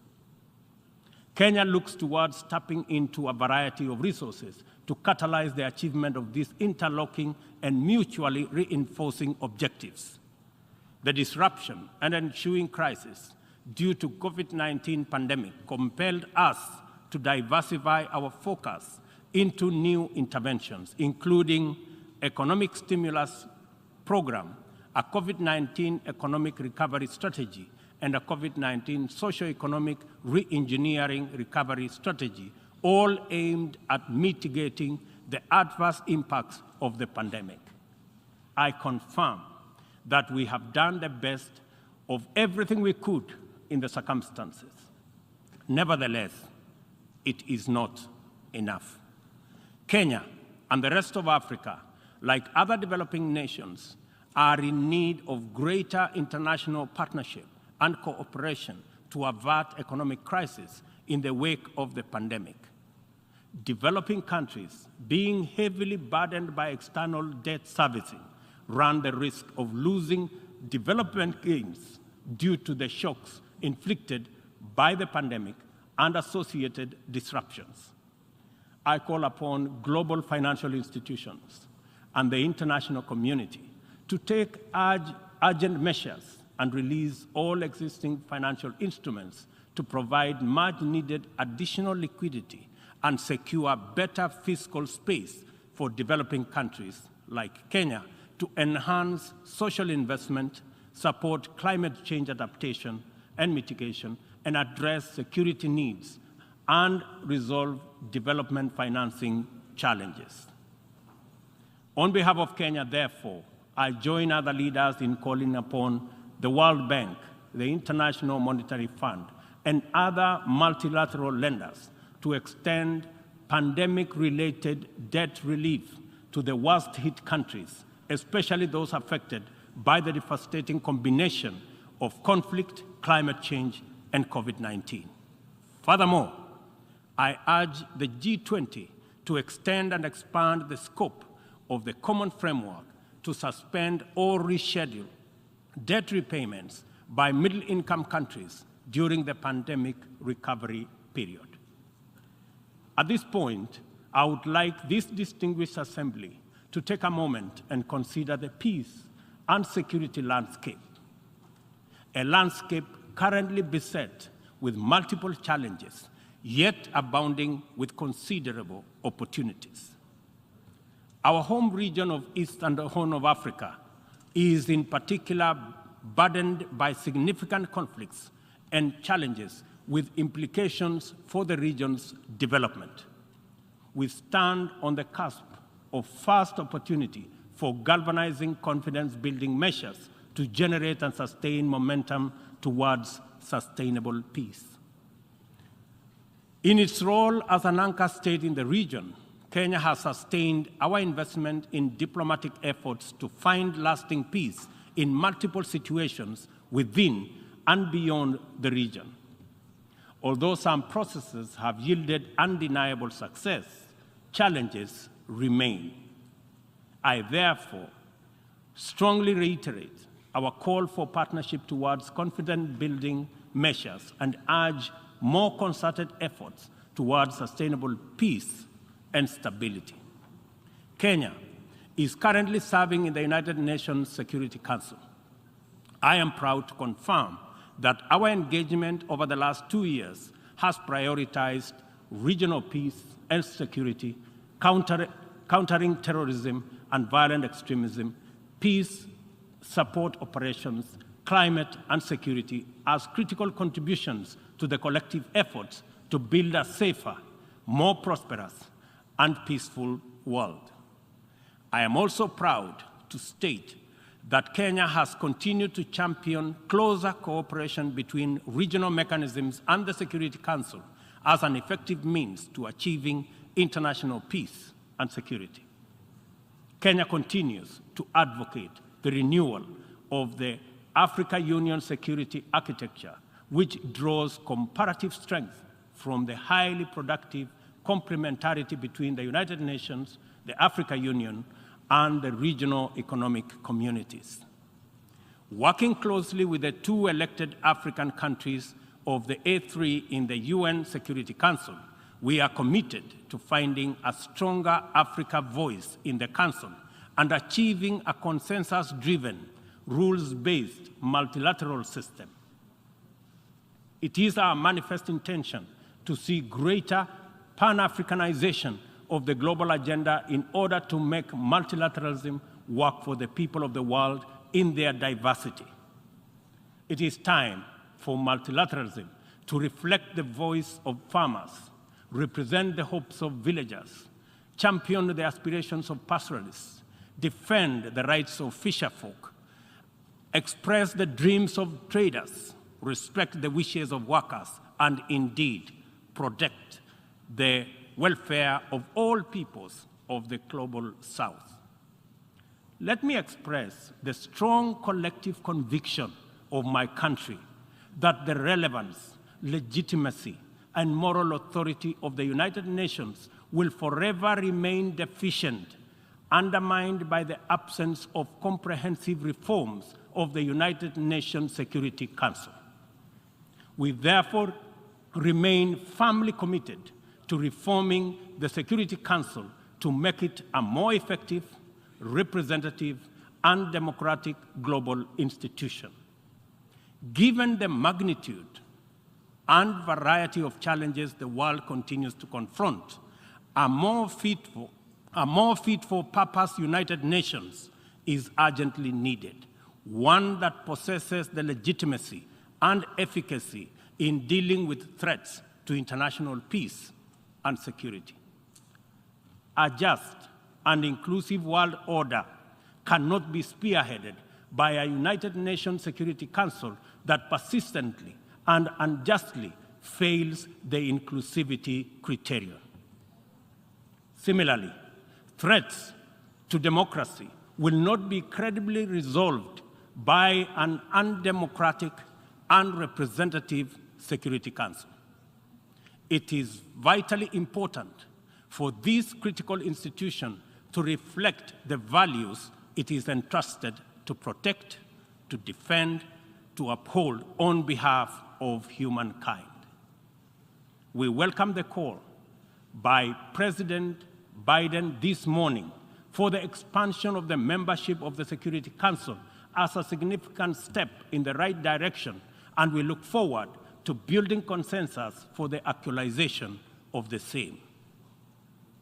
The COVID-19 pandemic severely disrupted health systems, seriously challenging the implementation of programs that are vital for the realization of health-related sustainable development goals. To place us firmly back on track and accelerate our progress towards these SDGs targets, it is imperative for us to foster sustainable partnerships between governments, other state actors, the civil society, and the private sector. This modality of collective action is particularly vital for building resilient health systems, whose importance in enabling us withstand future pandemics and other health crises can no longer be disputed. For this reason, Kenya will continue to strongly support the development of legally binding World Health Organization international instrument to anchor global solidarity and promote equity. The fact of the matter is that the COVID-19 pandemic exposed for all the world to see the severe deficit of these critical values in our present multilateral configuration. Global supply chains remained impervious to demands in the global south generally, and Africa in particular. Unequal access to vaccines underscored this unjust and unequal situation with unforgettable clarity. Whenever human life, security, and welfare is in jeopardy, it is immoral to administer interventions through frameworks that are anchored on fundamental inequality. We are all witnesses to admirable demonstrations of effective solidarity in response to crises in various parts of the world. Our knowledge of the possibility of spontaneous yet resolute global solidarity reinforces the African exception as particularly repugnant. From genocides and civil conflict to famine and pandemics, the African continent is consistently left behind to bear the brunt of weak solidarity and disastrous failure of multilateralism. History indicates the last time Africa was the focal point of strong and effective multilateralism and multilateral consensus was during the Berlin Conference of 1884-1885, and the character of the ensuing interventions casts a long shadow to date. Not to put too fine a point to it, the failure of multilateralism during crises which relegate the people of Africa outside the cycle of moral consideration and normalizes humanitarian neglect and other casual injustices are failures of humanity. Nothing about Africa, and I say nothing about Africa or its people makes it acceptable for this type of failure to persist in this era. And we have an urgent moral duty to do better, and to right this wrong. For decades, Africa has borne the brunt of three epidemics: the HIV, tuberculosis, and malaria. I applaud innovative partnerships like the Global Fund for their progress in addressing the three menaces, and also welcome the ambitious targets set for the 7th replenishment cycle. Kenya is committed to supporting the Global Fund and implementing the agreed targets in order to actualize our pledge at the replenishment conference. Kenya calls upon all countries implementing the Global Fund programs, especially fellow African states, to remain at the forefront in championing for successful replenishment of the fund. This way, the mobilization of much-needed resources is enhanced, bringing us closer to the final elimination of these dangerous diseases. In conclusion, Kenya joins the Secretary General in calling for the strengthening of multilateralism as the only sustainable path to a peaceful, stable, and prosperous world for all. This is the imperative of our time and the call of this moment. It is time to work on the trust deficit with stronger conviction that none of us is really safe until all of us are safe. The theme of the 77th session, and I quote, "a watershed moment, transformative solutions to interlocking challenges," end of quote, demands that we recognize the crises we must confront are interlinked in a complicated way. They can only be effectively addressed through more imaginative strategies and innovative formula. A population of 8 billion people in a densely networked world increasingly looks up to the multilateral system as the anchor for their individual aspirations directly and indirectly through robust national frameworks. Increasingly, therefore, the United Nations system is expected to be responsive to these needs, and for the proceedings in this forum, in a forum like this, to speak to ordinary people in far-flung reaches of our incredibly diverse globe. It is impossible to address all their individual needs directly, but it is possible to respond to all of them by speaking with conviction to the universal values of equality, inclusion, justice, solidarity, and collective action, and by making sure that all our interventions effectively reflect them with clarity. The integrity of the international order must be measured by the distance separating our resolutions, consensus, and agreement from decisions, actions, committed, interventions, and effective solutions. A watershed moment, therefore, demands that we reduce that gap drastically and quickly. Kenya pursues numerous essential domestic agenda through the multilateral framework. We are heavily invested in the strength, effectiveness, and eventual success of all interventions formulated by the United Nations. It is important that the output of this and other similar fora achieve immediate resonance in the minds and lives of our youth still seeking opportunity to express and actualize themselves, our farmers working to feed nations, our Juakali entrepreneurs striving in pursuit of success in the informal economy, and our professionals who formulate policy, implement strategy, and monitor service delivery in public and private sectors. Africa places immense value in the international community and the tremendous possibilities it can unlock through inclusive, sustainable, and effective action to transform the lives of our people and establish lasting peace, security, and shared prosperity.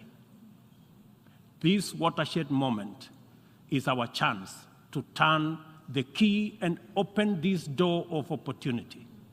We can make progress in addressing the triple global threats and liberate ourselves from the shame of past failures of multilateralism.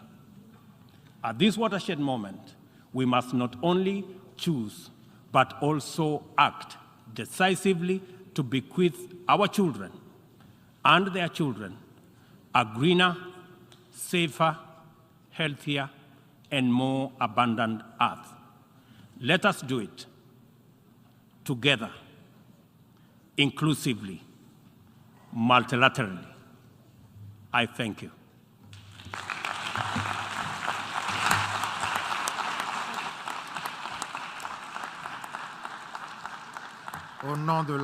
On behalf of the General Assembly, I wish to thank the President of the Republic of Kenya and Commander-in-Chief of the Defence Forces of the Republic of Kenya for his statement, and I request protocol to escort His Excellency. The Assembly will now hear an address by His Excellency Ali Bongo Ondimba, President of the Gabonese Republic. I request protocol to escort His Excellency.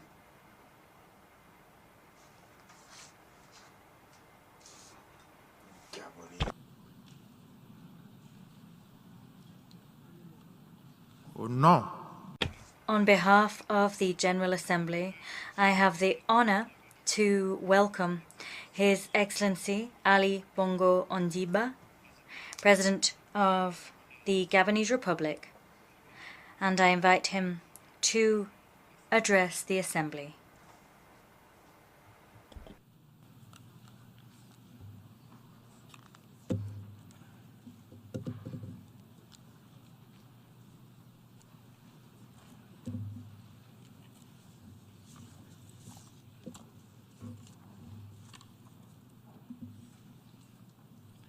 Mesdames,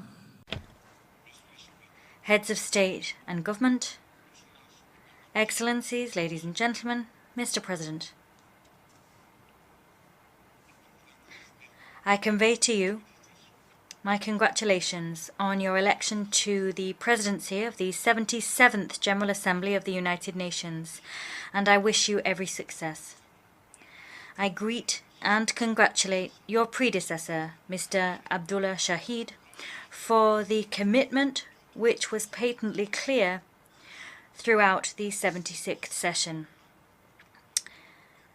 To the Secretary-General Antonio Guterres, I reiterate the full support of my country as he serves our organization.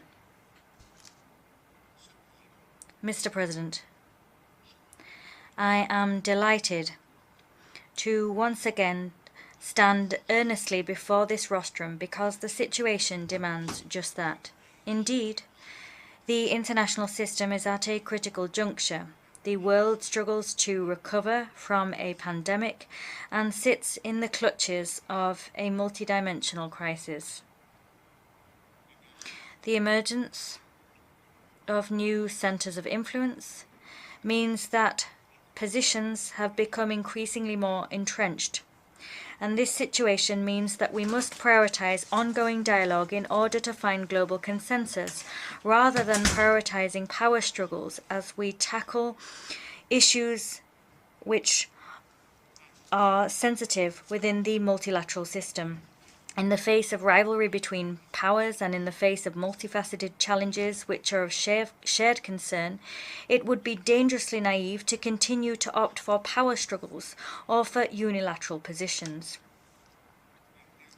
The interconnected nature of global issues and of national economies means that we must engage in dialogue in order to respond appropriately and, above all, collectively to the most serious threats to international peace and security.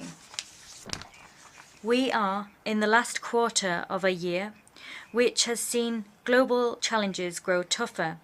They have laid waste to common and individual efforts to achieve the Sustainable Development Goals by 2030. With less than 8 years to go until the deadline, it is crucial to evaluate our progress in light of a threat which the COVID-19 pandemic has meant continues to weigh heavy on our economies. A threat which is just as insidious now hovers over our economies. This threat is inflation. Throughout the world, inflation is reaching tragic highs. No one is spared, not businesses or households, not the North or the South. Its effects are devastating. As such, we must act, individually of course. That is exactly what Gabon is doing by subsidizing certain commodities and by keeping their prices at certain levels. But here too, we will not successfully overcome this problem if we do not act collectively in a coordinated fashion and with a sense of solidarity. This is yet one more challenge issued to the world. We must together, all together, overcome it. President, this year marks many new beginnings for Gabon as we arise from the tragedy and forced inertia of the coronavirus pandemic and reopen to the world. We are the newest member of the Commonwealth of Nations, home to 2.5 billion people, 1/3 of the world's population, with shared values of respect for democracy, human rights, and the rule of law. My country is broadening horizons for our citizens and seizing the chance for our young people to benefit from studying, traveling, and building business relationships far beyond our own borders. At the same time, Gabon takes its place on the world stage, not alone, but as a proud African nation. But the problems that our world faces today are global, as are the solutions. We must all be outward-facing, not inward-looking, as we confront the difficulties of the world where resources are finite and the population growing. This month, our Commonwealth family has lost its leader, Her Majesty Queen Elizabeth II. Through the union that she loved so deeply, the Queen offered respect, friendship, and wise counsel to many independent nations around the world, small or large.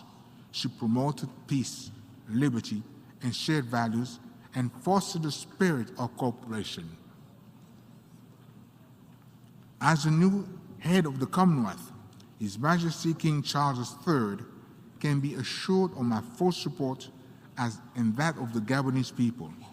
A dear friend of Gabon for many years, King Charles III shares my enthusiasm for protecting our natural environment and biodiversity in the same ways for global climate and sustainability. Mr. President, 50 years after the Stockholm Conference, humanity faces an unprecedented triple environmental crisis: climate change, the biodiversity extinction crisis, and pollution, notably by plastics. Regarding climate, with 88 forest cover and deforestation well below 0.1%, Gabon is a high forest, low deforestation country par excellence. Since COP15 in Copenhagen, Gabon has net absorbed over 1 billion tons of carbon dioxide. We absorb over 100 million tons of carbon dioxide from the atmosphere every year. In other words, we have already achieved, indeed exceeded the Paris Agreement objective of carbon neutrality. We are counting on the creation of a net sequestration carbon market to enable us to maintain this performance through 2050 and beyond. Secondly, I found the biodiversity crisis extremely alarming. COP15 in Montreal will be a decisive moment for humanity, and it is critical that we adopt an ambitious global biodiversity framework. The time has come to transition from billions to trillions by mobilizing 1% of global GDP for nature. Finally, pollution has become a chronic problem in our cities, our rivers, our oceans. We must lose no time adopting a binding international agreement on plastic pollution, as well as a treaty on the high seas. In order to achieve sustainable development goals, our international agreements and national policies must address the interdependence of this crisis.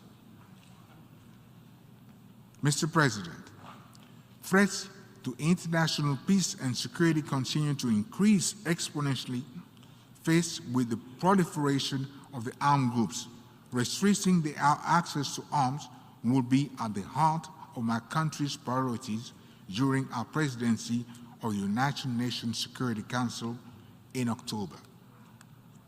In this regard, I would like to reiterate my country's call for a robust partnership to ensure greater security in the Gulf of Guinea.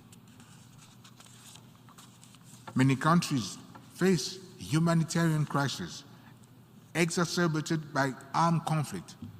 This is the case in Ukraine, where the war has led to a worsening of the situation of countries and regions already experiencing food shortages.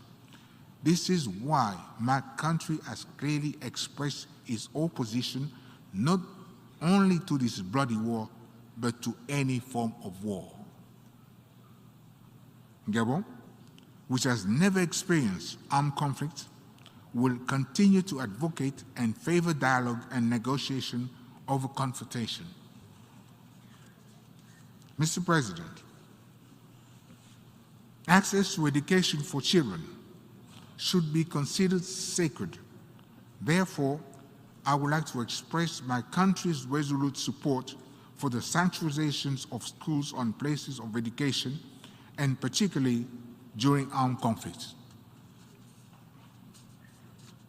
To compromise education is to place a mortgage on future generations.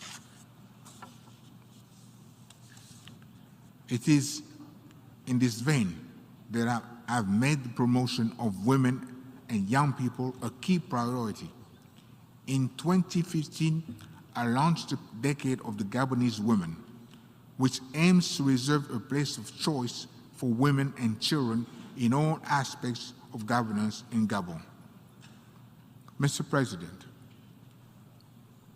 internationalism is at a turning point. We need to reform the United Nations to ensure better consideration of the aspirations of Africa. This is particularly applicable to the Security Council, where Africa's role needs to be consolidated. Africa has waited long enough, and we will not wait any longer. In light of the strong interdependence of nations, it is crucial that we put an end to the use of sanctions, working instead to build bridges of prosperity.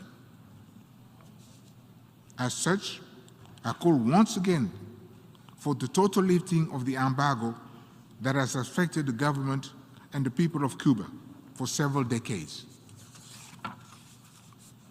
Inevitably, the principal victims of any embargo are the weak and the vulnerable. In the Middle East, Gabon has always believed that a two-state solution is the only way to achieve peace and security. It is the responsibility of our generation to resolve this problem.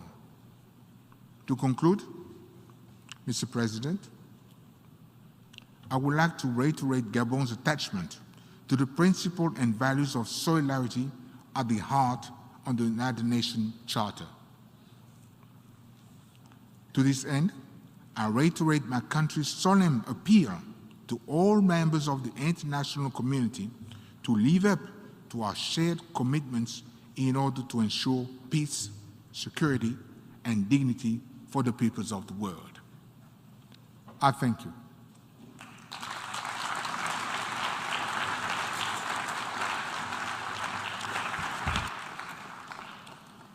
Au nom de l'Assemblée générale. On behalf of the General Assembly, I would like to thank the President of Gabon for his statement, and I ask Protocol to please accompany His Excellency.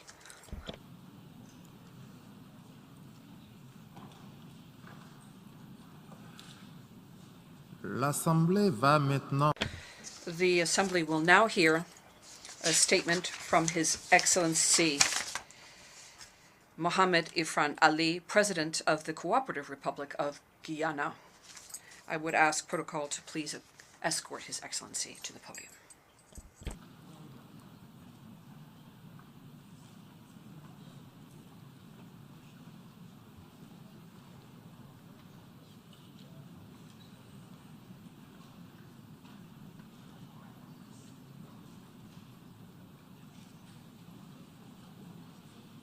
Au nom de l'Assemblée générale.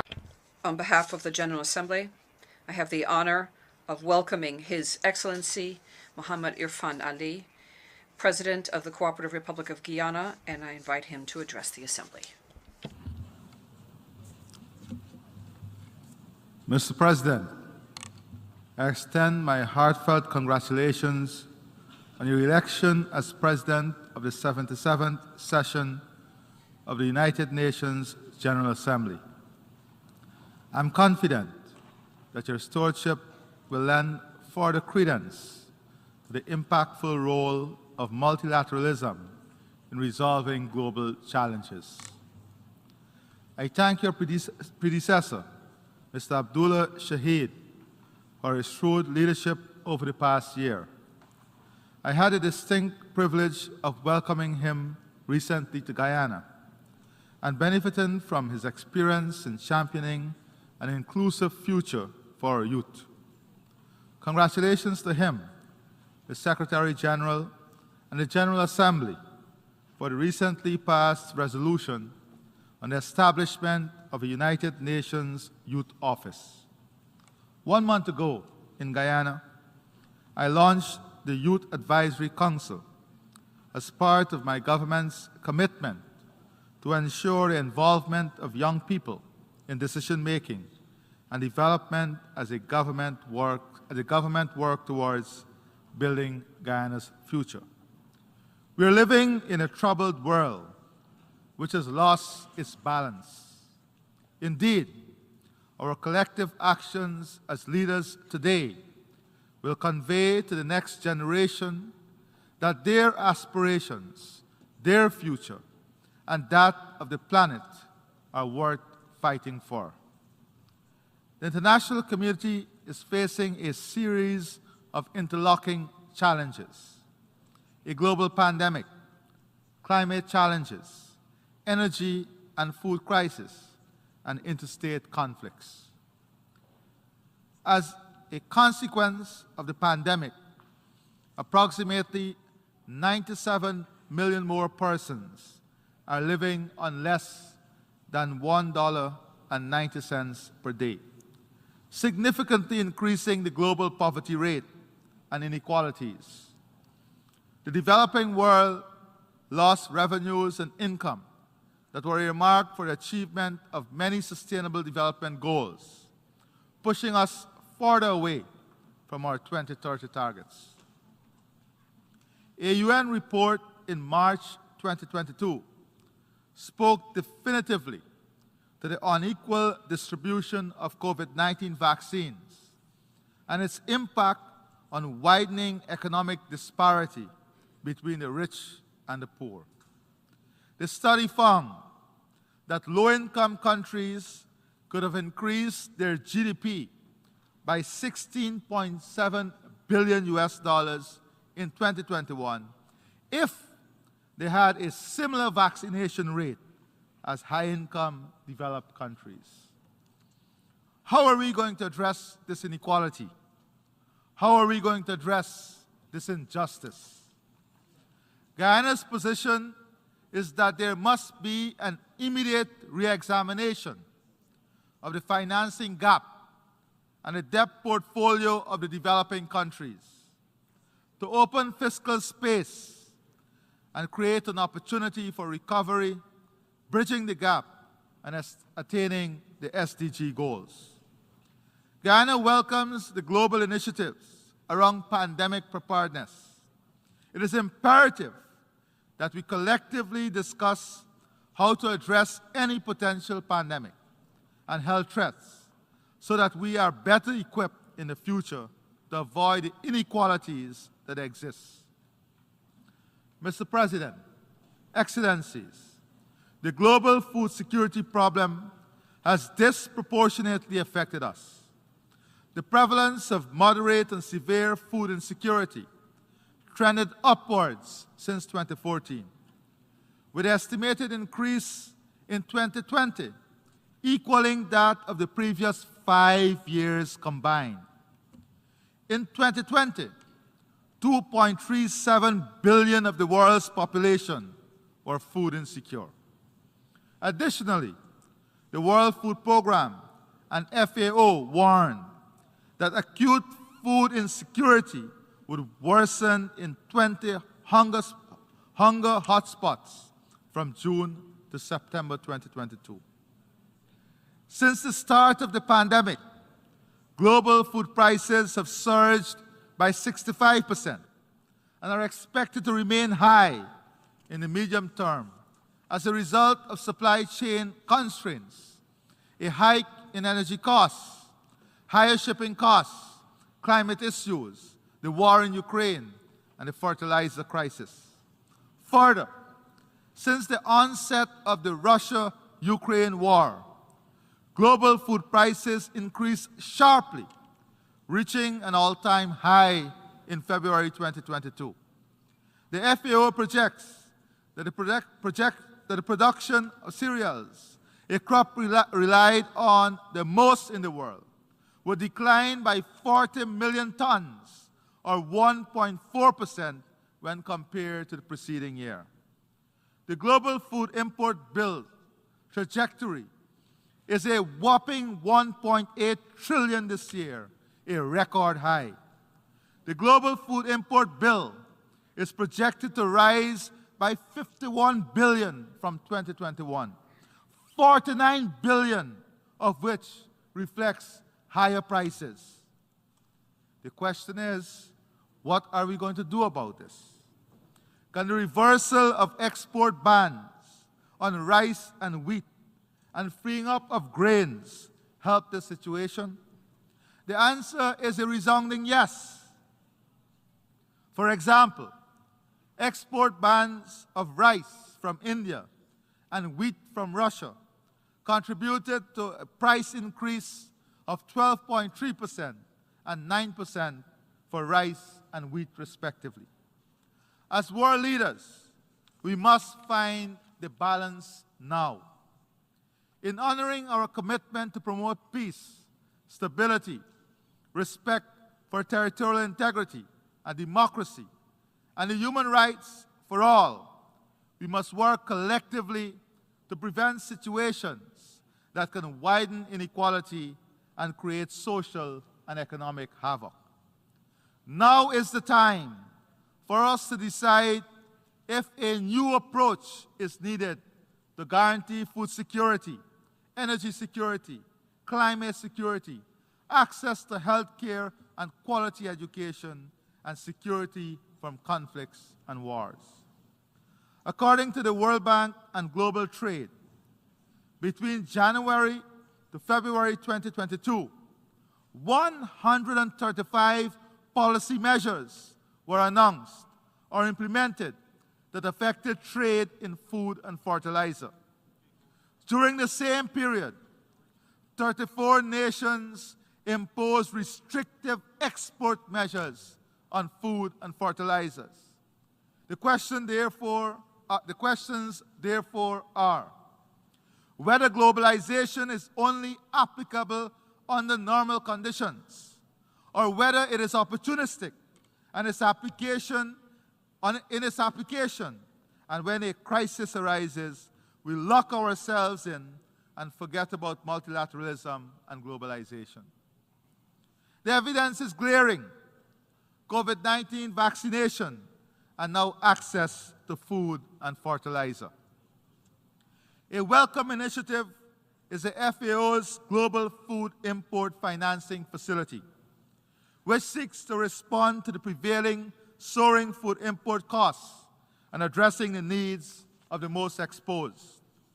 However, there is need to revise the eligibility criteria to accommodate countries beyond the categories of low-income and low-middle-income groups.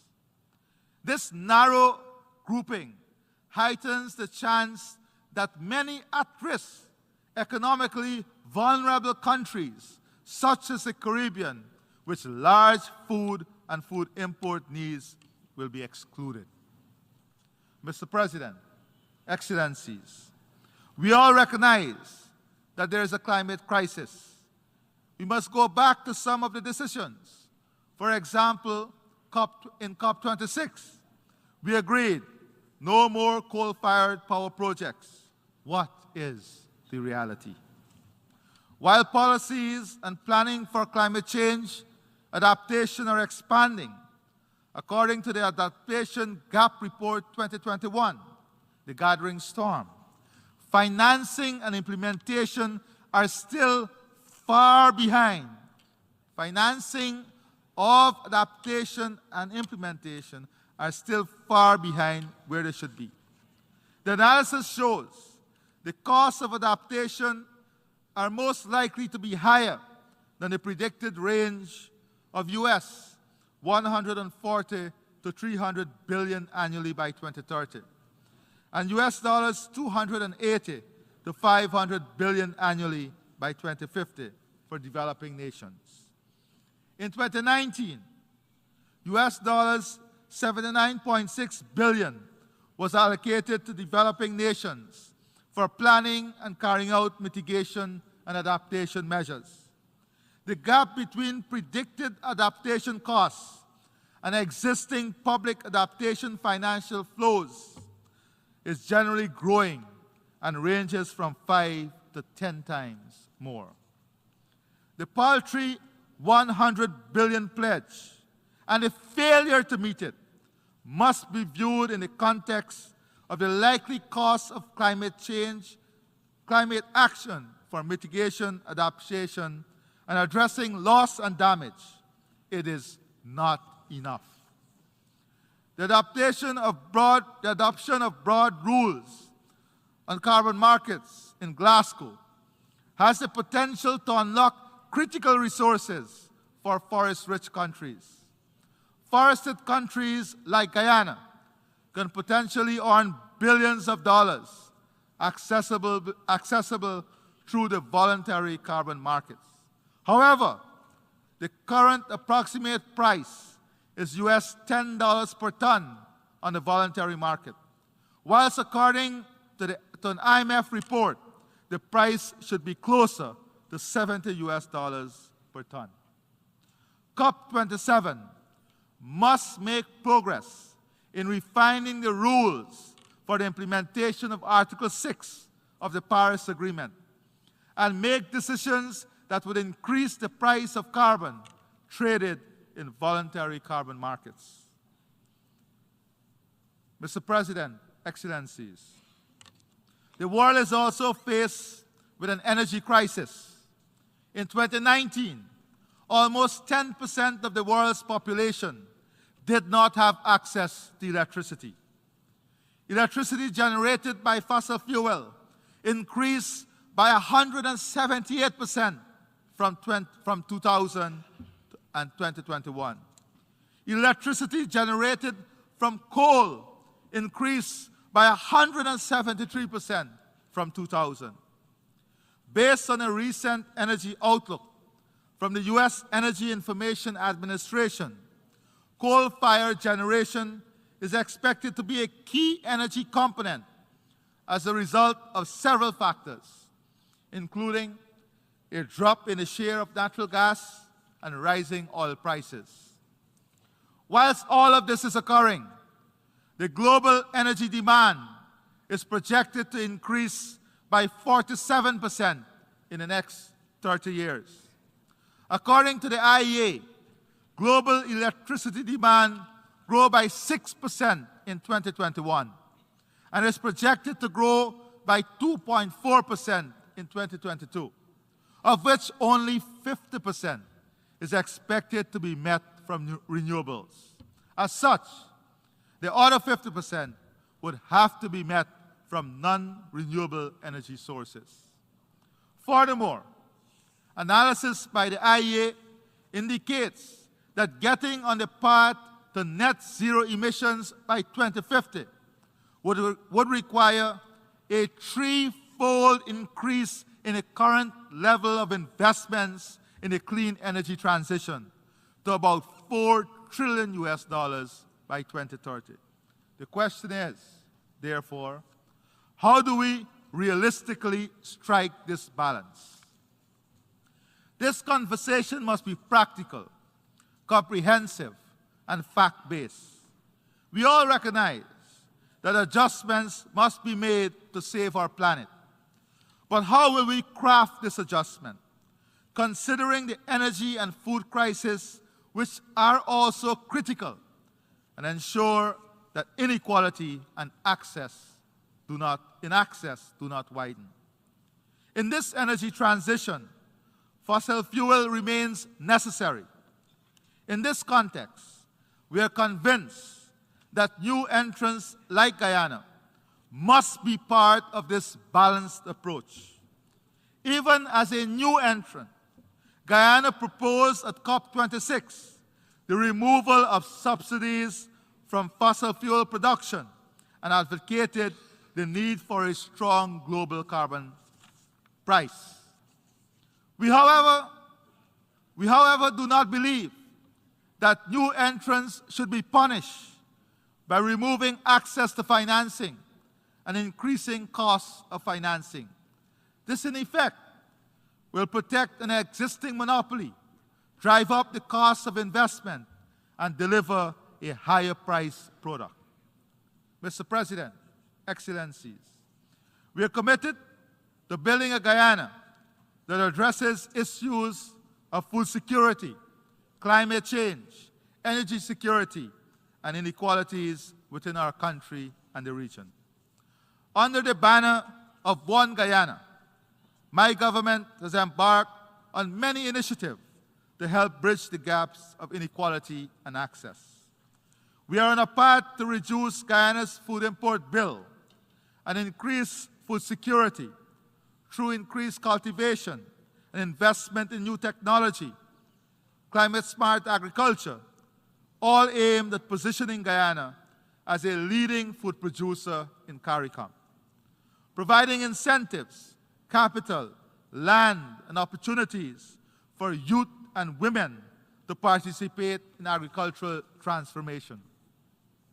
To this end, you've earmarked 35% of all new agro-businesses to be led by women and have increased youth participation in agriculture with the use of technology by more than 40%. We are pursuing a low-carbon development strategy which aims at creating a model for value ecosystem services and sustainably developing and managing the blue economy, investing in clean energy and stimulate low-carbon growth, protecting against climate change and biodiversity loss, alignment with global climate and biodiversity goals. Our forests, which is the size of England, stored 19.5 gigatons of carbon with a deforestation rate of less than 0.05%. We intend to continue the sustainable management of our forests as a key national and global good. Having already achieved net zero, we are working steadfastly in our transition from a 2020 status of 95% dependence on heavy fuel oil and diesel to an energy mix which includes hydropower, solar, wind, and natural gas, from which more than 500 megawatts of new generating capacity will come on stream, of which 87% of this generated energy will be from clean and renewable sources. Driver of our development, the achievement of inclusive and equitable quality education and promotion of lifelong learning opportunities are all inextricably linked to attaining our sustainable development goals, including full employment, poverty eradication, and gender equality. Access to free, quality primary and secondary education will soon be followed by free tertiary education. The government of Guyana has invested in our indigenous communities, in infrastructure, education, training, healthcare, and installing internet access capabilities. And we have commenced the training of our workforce for 2030 and beyond. Soon, we will be offering coding skills at our primary and secondary levels. Coding skills at our primary and secondary levels. Mr. President, Excellencies, gender equality and the empowerment of women and girls in all spheres of life, of national life, is a priority. We are committed to ensuring equal access to education for girls and boys. Indeed, more girls are attending school in Guyana and graduating from university. Our focus now includes ensuring that our boys are not left behind. We have initiated several programs to create earning and employment opportunities for women and promote their financial independence, recognizing that empowerment is inextricably linked to addressing the root causes of and eradicating discrimination and gender-based violence. To achieve balanced growth and sustainable and resilient development for Guyana, our strategies must focus on developing a diversified economic base, strengthen our agricultural and food production system, human resource transformation, investing in the social sector to deliver world-class health, education, and housing for all our people, ensuring an inclusive and equitable society in which prosperity is enjoyed by all, building our future through the strengthening of our democratic values and respect for the rule of law. Mr. President, Excellencies, as part of the global family, Guyana subscribes to a rule-based international order, as well as the need for a resurgence of political will and commitment to protect the multilateral architecture. We are deeply concerned about the number of persons living in conflict situations. The ongoing war in Ukraine is having terrible effects on the region and country, the impact of which are disproportionately felt by women and children. We urge a speedy and peaceful resolution of the conflict and express support for the efforts of the United Nations Secretary General in this regard. In our own region, we again join the overwhelming majority of members of the international community in reiterating Guyana's rejection of the sanctions imposed on the Republic of Cuba.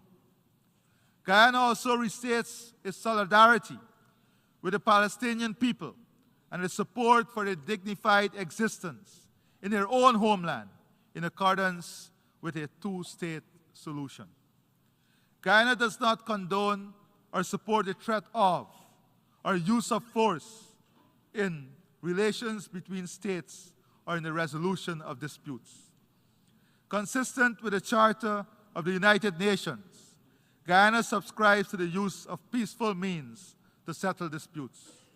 In this context, Guyana thanks those who have already expressed support for a candidature for non-permanent membership of the UN Security Council.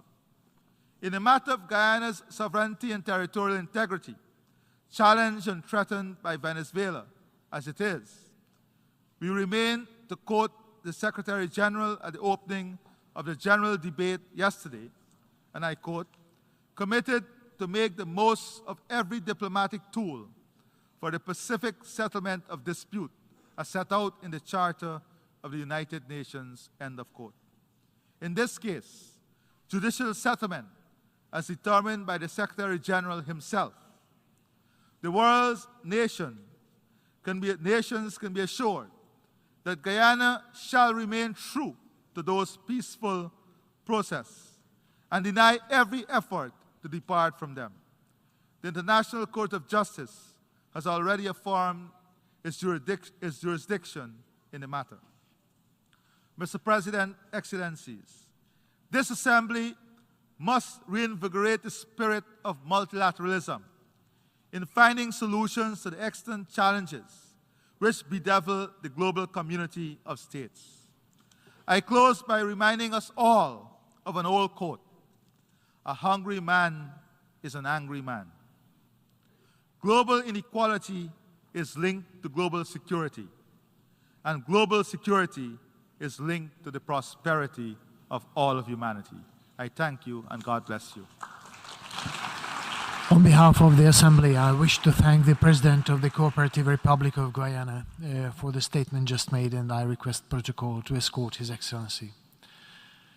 We have heard the last speaker in this meeting. The 7th plenary meeting to continue with the general debate will be held immediately following the adjournment of this meeting. This meeting is adjourned.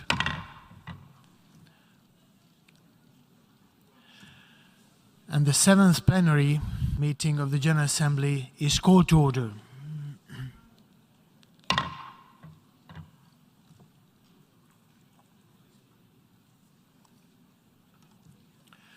The Assembly will hear an address by Her Excellency Katalin Novak, President of Hungary. I request protocol to escort Her Excellency.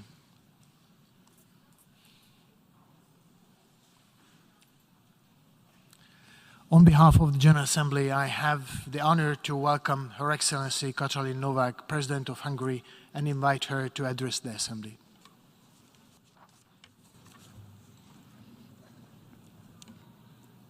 It has perhaps always been the case that the waging of peace is the hardest form of leadership of all.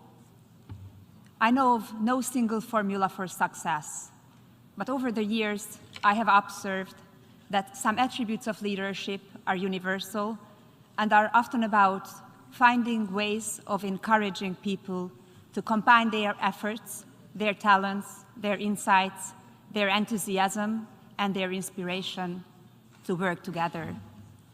A quote from the speech of Her Majesty, the late Elizabeth II, from 2010, delivered here at the United Nations General Assembly. Today, on the International Day of Peace, I stand here to urge the world leaders to be faithful to the legacy of Elizabeth II so that we can live in peace. Dear Excellencies, ladies and gentlemen, I'm particularly pleased and honored to greet my fellow Hungarian, President Csaba Kőrösi. With his presidency, after 40 years, Hungary is again serving as President of the UN General Assembly for 1 year. It is a great honor for Hungary, and especially so in the present challenging situation. Mr. President, dear Csaba, I wish you every success in your work. I'm standing in front of you today as the President of Hungary, the first woman President of my country, wife and mother of 3 children. As a President and as a mother, I feel responsible for preserving an environment for the generations to come, in which they can enjoy security and comfort. Today, on the International Day of Peace, I stand in front of the General Assembly to reaffirm our commitment to the UN Charter, Article number 1, to maintain international peace and security, and to that end, to take effective collective measures for the prevention and removal of threats to the peace, and for the suppression of acts of aggression or other breaches of the peace, and to bring about, by peaceful means and in conformity with the principles of justice and international law, adjustment or settlement of international disputes or situations which might lead to a breach of the peace. Let us remind ourselves to the main aim why the United Nations was brought to life: peace. We, people and leaders in the Western world, often pretend that we have lived in an age of permanent peace and prosperity since the end of the Second World War. In many ways, this might be true. Indeed, we live in a more peaceful and prosperous age than before. Let's not forget, though, that the wars and armed conflicts that rage in many regions of the globe, which kill innocent people, tear apart families, destroy infrastructure and economies, turn well-kept agricultures into wasteland, and add to the destruction of the world that surrounds us. According to the Council on Foreign Relations Global Conflict Tracker, there are currently 27 ongoing conflicts worldwide. The tracker categorizes conflict into 3 groups: worsening, unchanging, and improving. Right now, there is not a single conflict described as improving. Globally, conflict and violence are on the rise, according to the United Nations. The UN has warned that peace is more under threat around the world than it has been since the Second World War. The number of wars and armed conflicts around the world has been rising intensively since then. The scholarly optimism that the decline in the number of casualties might lead to a process where armed conflicts become irrelevant was quickly overshadowed by recent developments in Europe and other parts of the world. Excellencies, I come from Hungary, from the heart of Europe. Everyone would assume that since the Second World War, peace has been a regional characteristic. Let us not forget that only 11 years after the end of the Second World War, Soviet tanks were rolling on the streets of Budapest. We had 45 years of communist dictatorship, and it didn't take long after the peaceful change of regime of 1989 that war broke out in our imminent southern neighborhood. The killing lasted for a decade. Now, after hardly more than 20 years, war is raging on the European continent, once again in Hungary's neighboring country. It fills us with particular concern, especially because ethnic Hungarians living across the borders also shed their blood. Russia's war against Ukraine is a constant threat and security risk, not only for the Ukrainian citizens living in the war zone, but also for all of us. The threat of escalation is a reason for worry and action. Hungary firmly condemns Russia's aggression against Ukraine, which has destroyed peace in Europe, caused dramatic human suffering and destruction, and has serious repercussions on the world order. Since the beginning of this conflict, Hungarians have stood with the victims. We have been providing economic, social, and humanitarian aid to Ukraine and to the Ukrainian people fleeing the war. Hungary is currently implementing the largest humanitarian operation in her recent history.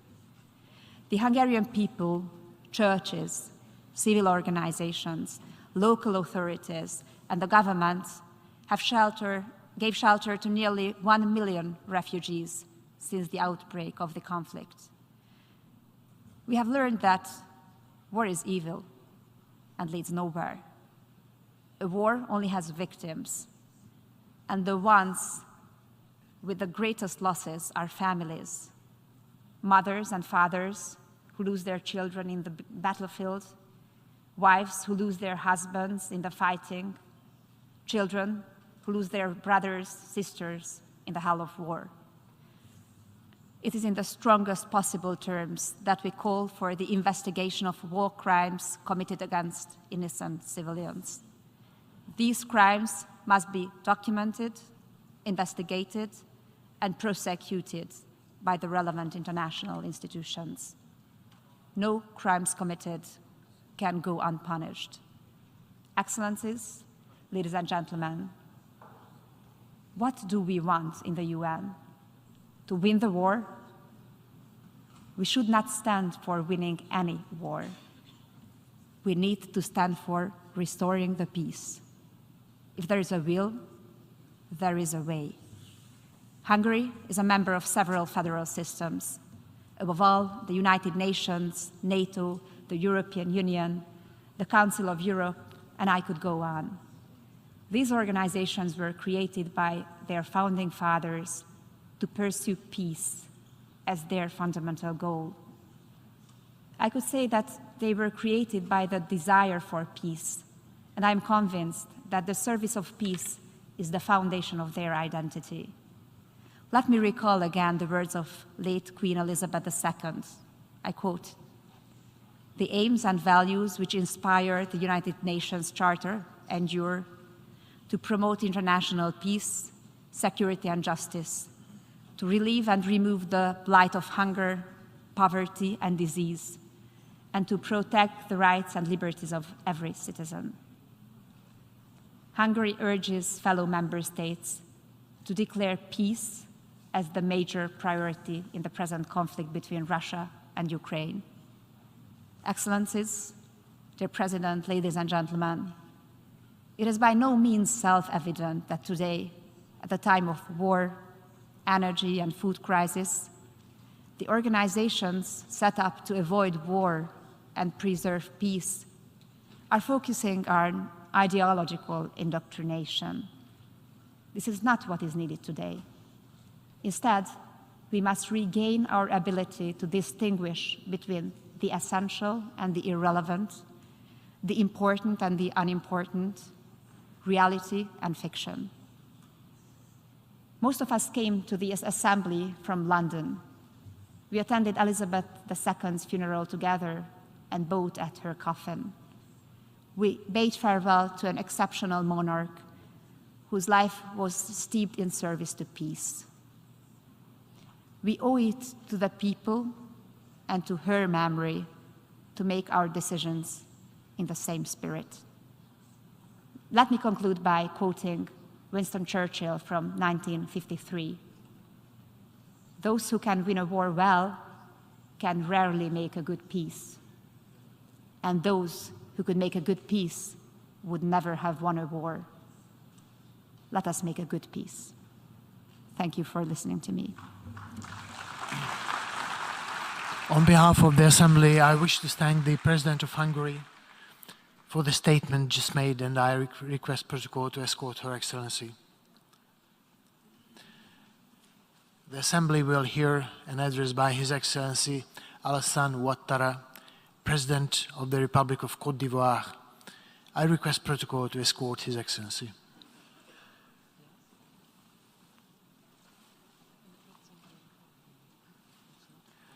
On behalf of the General Assembly, I have the honor to welcome His Excellency Alassane Ouattara, President of the Republic of Côte d'Ivoire, and I invite him to address the Assembly.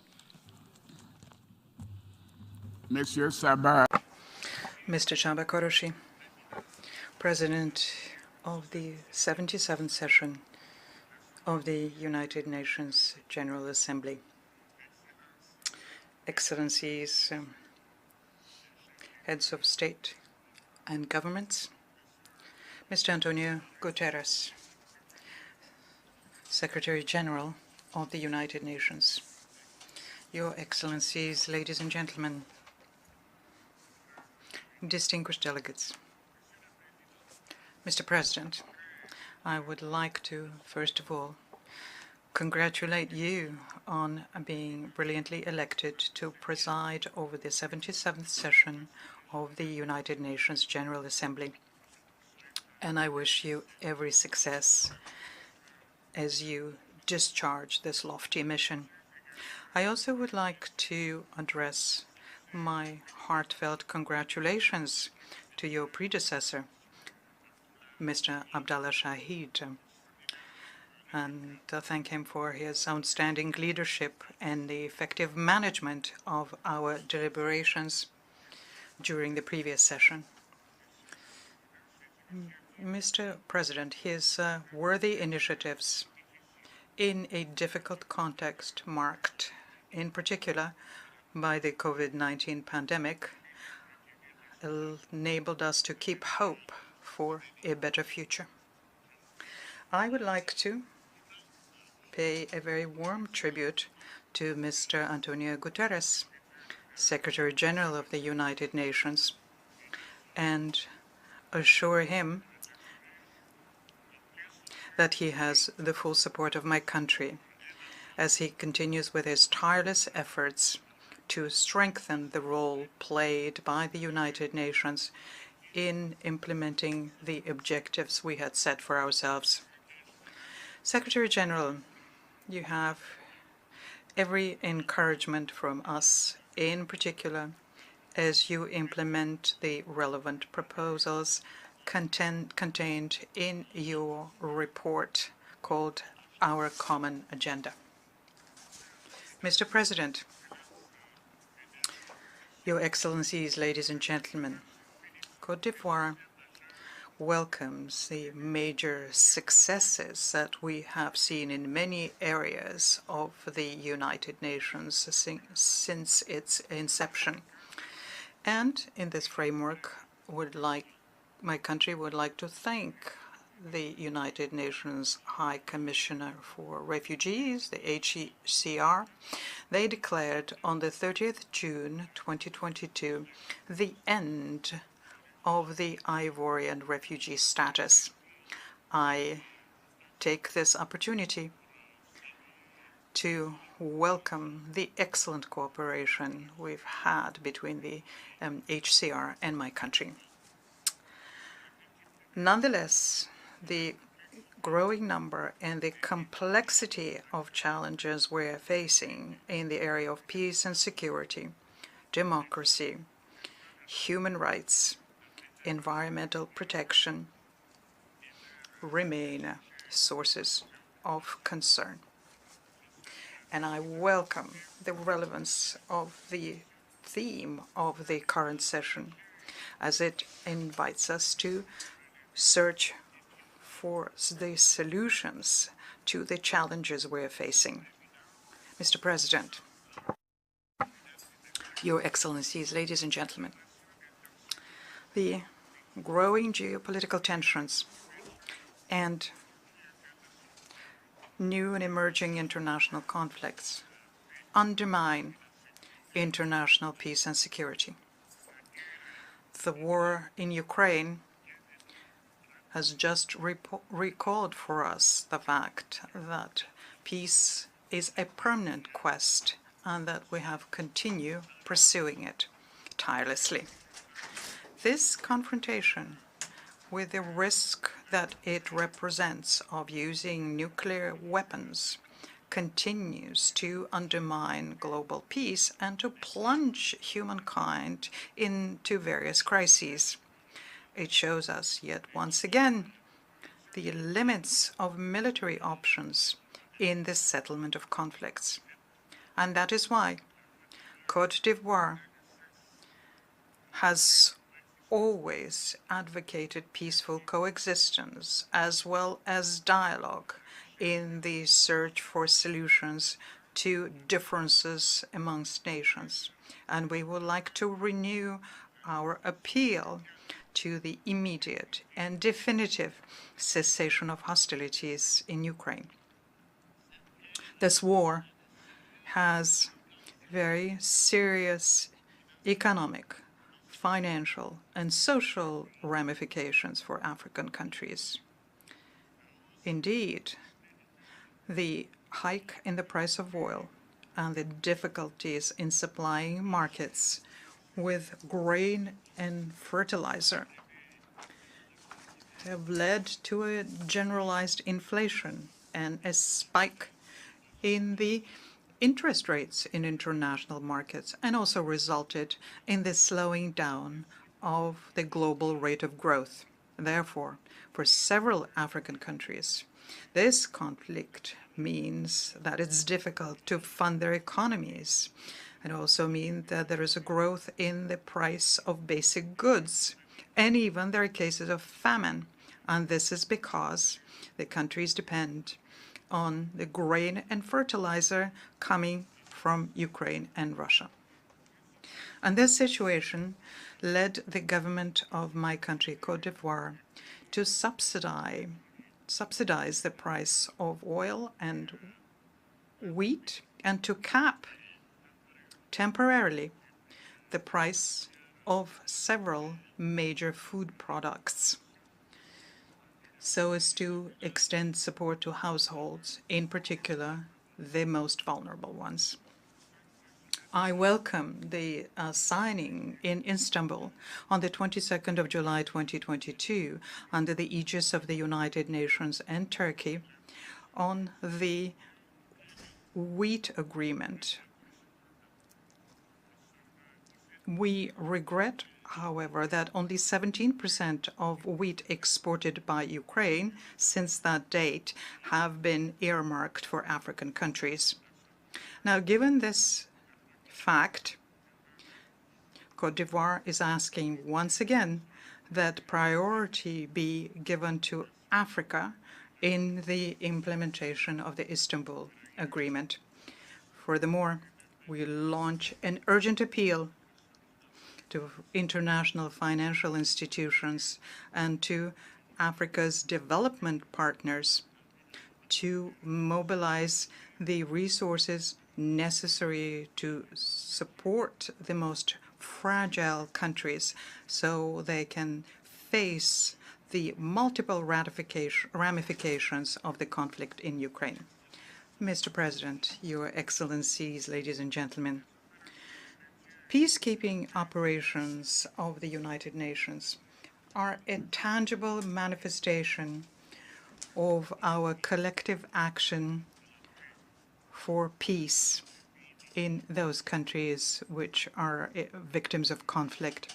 Côte d'Ivoire hosted one of the largest peacekeeping operations in Africa, and we understand very well the sacrifice made by the troop-contributing countries, the sacrifice they make so as to bring back peace and facilitate post-conflict recovery.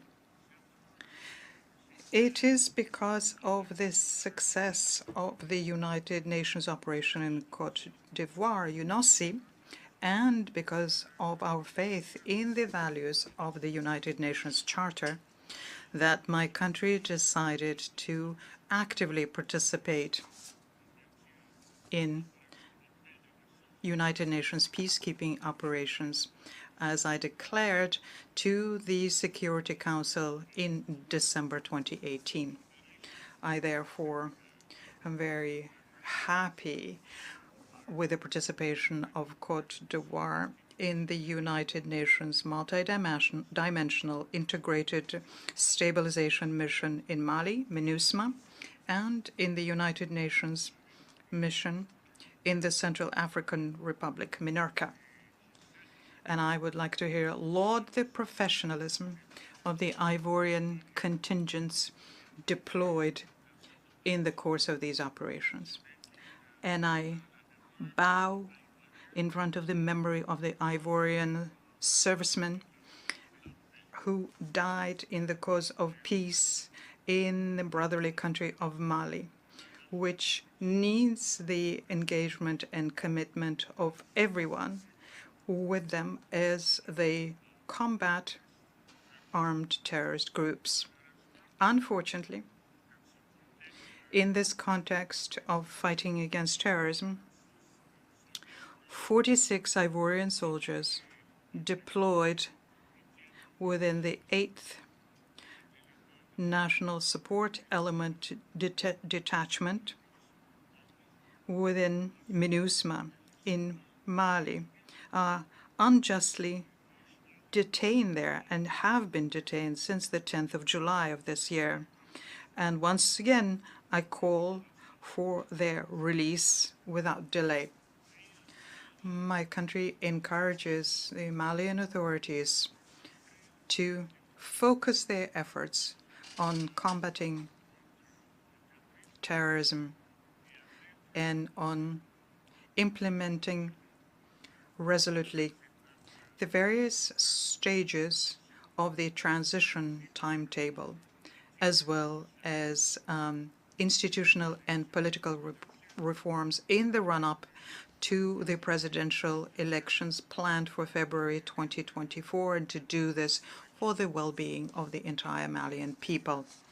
Mr. President, Excellencies, ladies and gentlemen, terrorism continues presenting a major threat to international peace and security, and an enormous challenge that no country can face on its own.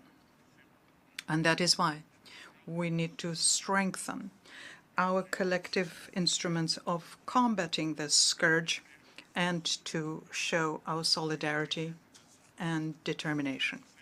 In this regard, my country welcomes the decisive action by France and its European partners in the Sahel, and reiterates its appeal for a greater involvement of other major powers in the fight against terrorism in the Sahel and in the Gulf of Guinea, in support of national armies to the Economic Community of West African States, ECOWAS, and the Accra Initiative, of course. So as to contribute to this collective effort, Côte d'Ivoire puts at the disposal of the African countries its International Academy on Combating Terrorism, which is an institution in the coastal city of Jacquesville, which provides training in all civilian and military skills needed to fight against terrorism. Mr. President, Excellencies, ladies and gentlemen, our session is taking place at the time where the energy crisis following the war in Ukraine tends to undermine the accomplishments we have made in greenhouse gas emission reduction, in particular because of going back in some industrialized countries to using carbon-based fuel. The time, unfortunately, is running out, and we have to act fast and implement all of the commitments contained in the Paris Agreement if we want to implement the objective of stemming the global warming below the threshold level of 1.5 degrees Celsius.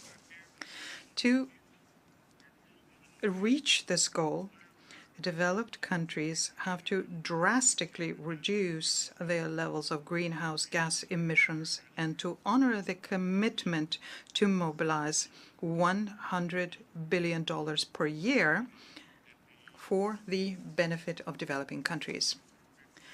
COP27, to take place in Egypt, will provide us, I am certain, with a new opportunity to renew the political commitment of all of the stakeholders to contribute towards the fight against global warming. I would like to state yet once again that my country will honor its commitments undertaken within the Paris Agreement on Climate, and we intend to work to protect our forest cover and our rich biodiversity. This is the rationale behind the Abidjan Legacy Program, which was launched at the 15th Conference of the Parties to the United Nations Convention Against Desertification, COP15, which we had the honor of hosting from 9th to the 20th of May of 2022. And I am very happy to see the exceptional mobilization and the financial support from our developing partners to the Abidjan Legacy Program, which very quickly collected the resources needed for its implementation, namely $2.5 billion. Mr. President, Your Excellencies, ladies and gentlemen, today, more than ever, humankind is at a watershed moment for its future. The threats our countries are facing compel us to show greater solidarity, working together, justice and equity, all principles which undergird the multilateralism which my country holds dear. And it is in this spirit that Côte d'Ivoire calls for an in-depth reform of the United Nations Security Council, where Africa could find its right place. I thank you, Your Excellencies, ladies and gentlemen, for your kind attention. On behalf of the General Assembly, I wish to thank the President of the Republic of Côte d'Ivoire for the statement just made, and I request protocol to escort His Excellency. The Assembly will hear an address by His Excellency Julius Maada Bio, President of the Republic of Sierra Leone. I request protocol to escort His Excellency.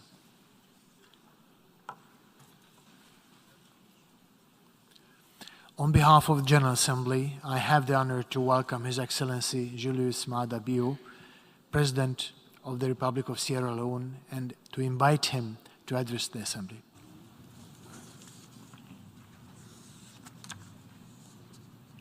Your Excellency Chaba Korosi, President of the General Assembly, Excellency Antonio Guterres, Secretary General of the United Nations, Excellencies, Heads of State and Government, distinguished ladies and gentlemen. Let me commend the President of the 76th session of the General Assembly, His Excellency Mr. Abdullah Shahid, for his sustained effort in returning the General Assembly to its pre-pandemic work pace and his message of hope. Let me also extend my congratulations to Your Excellency Mr. Chaba Korosi on your assumption of the presidency of the General Assembly. I'm gratefully optimistic about your leadership in these unprecedented times. I also commend the Secretary General, Mr. Antonio Guterres, for galvanizing the necessary multilateral support in search of solutions to meet the scale and urgency of current global challenges.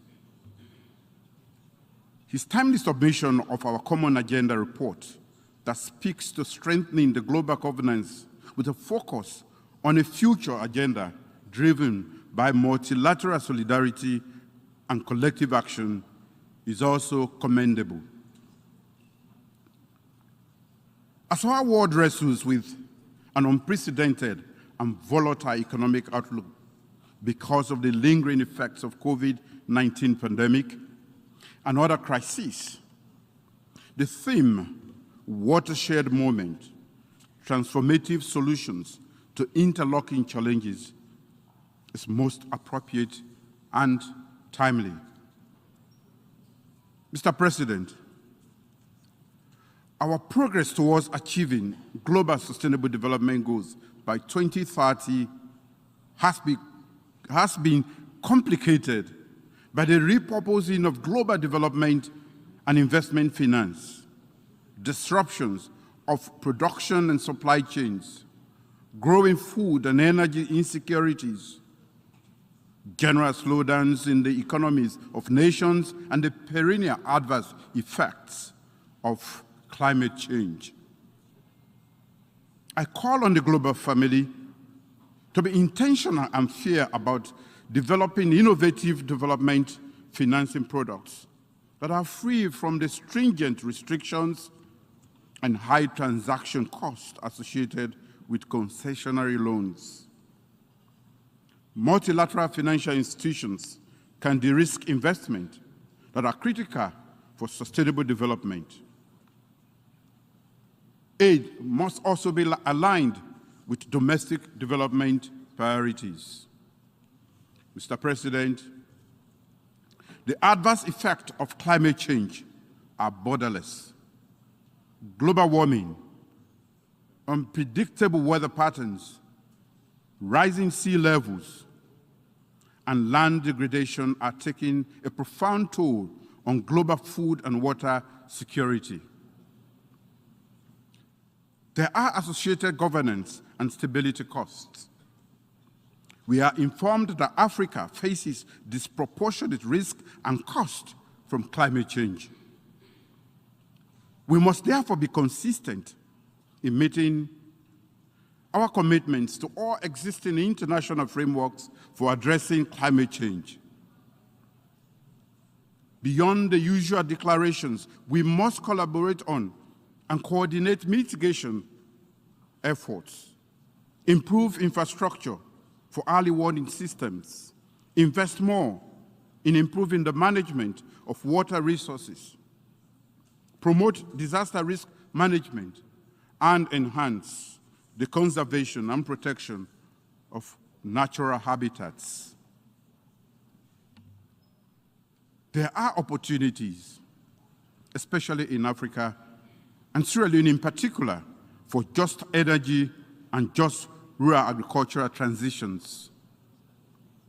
Fair and accessible multilateral climate financing can catalyze the global and country-specific measures and innovation necessary to build and support sustainable climate resilience. Green investing does support sustainable development. In these efforts, the role and interest of women and young people must be central to climate investments. Sierra Leone is fully committed to concluding the Treaty on Conservation and Sustainable Use of Marine Biological Diversity of areas beyond national jurisdiction. The BBNJ Treaty must prioritize, among other things, conservation measures, fair and equitable sharing of monetary and non-monetary benefits, meaningful capacity development, and the transfer of marine technology. Mr. President, human capital development is a critical driver of inclusive and sustainable economic development. Sierra Leone has increased domestic financing for education, provided teaching and learning materials, improved education policies and governance. More children, more girls, including pregnant girls, poorer and rural learners, and learners with disability are now in school. But we can go beyond these access deficits. As co-chair of the High-Level Steering Committee on SDG 4 and champion of the Transforming Education Summit during this 77th session of the General Assembly, I urge concerted global efforts to address the learning crisis. We can mobilize innovative financing models, underwrite universal access, especially for girls and learners with disabilities, promote technology in education, make greater investment in foundational literacy and numeracy, address water, sanitation, and hygiene, and other infrastructural deficits, support school feeding programs, fund technical and vocational training, and finance other needs across the full spectrum of the education sector. With close cooperation among states, we are confident that we can address the learning crisis in our time. Mr. President, to address the global food crisis that is disproportionately affecting least developed countries, Sierra Leone joins the urgent call for action to escalate financing to support agriculture and irrigation, enhance food systems and nutrition for vulnerable populations, and social protection for at-risk populations. Sierra Leone also associates with call to ease global supply chains, especially for fertilizer, rice, and other agricultural commodities. Multilateral support for establishing agricultural development banks that will support private agricultural investment and agricultural value chain addition. We promote self-sufficiency and greater resilience in that sector. The COVID-19 pandemic reminds us that equity, multilateral cooperation, and a comprehensive global response are what we need to address health emergencies that have the potential to undermine global peace, security, and global development. Sierra Leone affirms its commitment to global efforts at exploring innovative and effective ways to enhance health security, pandemic preparedness, build capacity to respond to health emergencies, and enhance greater resilience in health care delivery. Sierra Leone believes that multilateral support is urgently needed to complement national efforts at reducing maternal and child mortality. preventing epidemics, tackling tropical and communicable diseases, building healthcare infrastructure and the capacity of healthcare personnel, and strengthening primary healthcare. Efforts at increasing domestic financing of healthcare should be supported with increased multilateral financing and enhanced cooperation.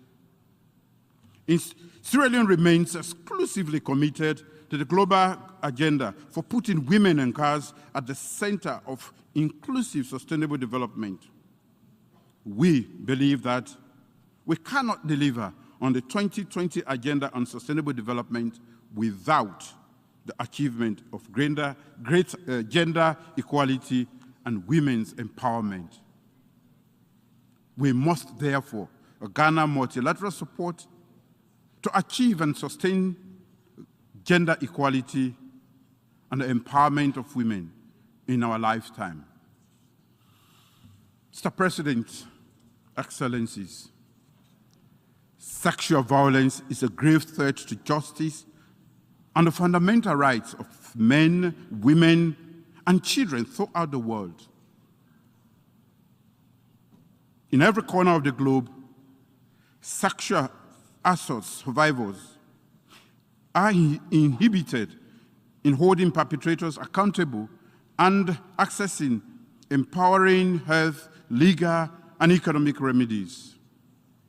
In Sierra Leone, we have taken extensive legislative and administrative actions to address sexual and gender-based violence since my declaration of rape as a national emergency in 2019. Last year, before this August Assembly, I announced that I had directed the permanent mission of Sierra Leone to the United Nations to sponsor a standalone resolution on access to justice for survivors of sexual violence at the General Assembly.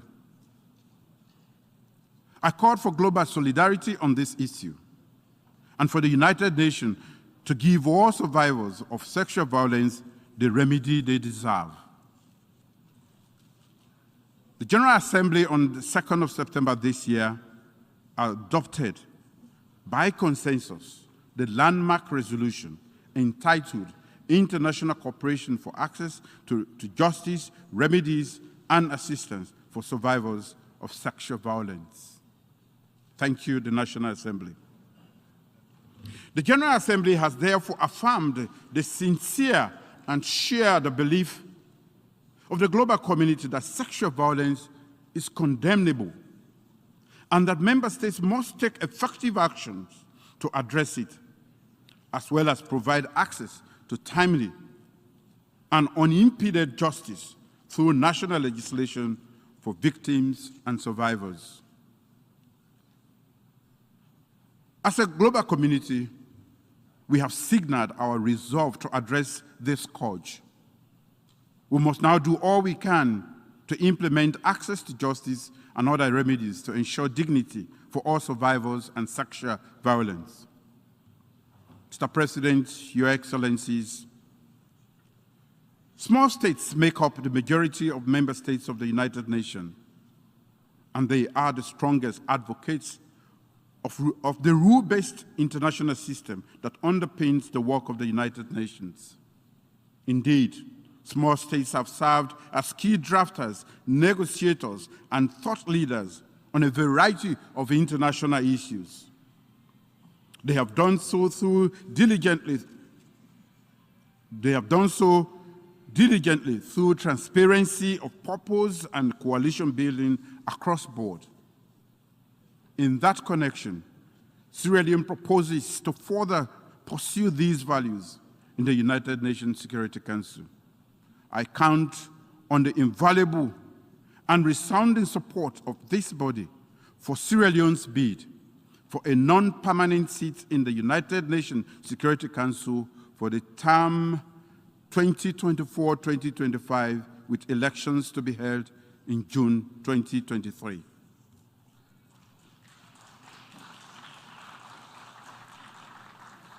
Mr. President,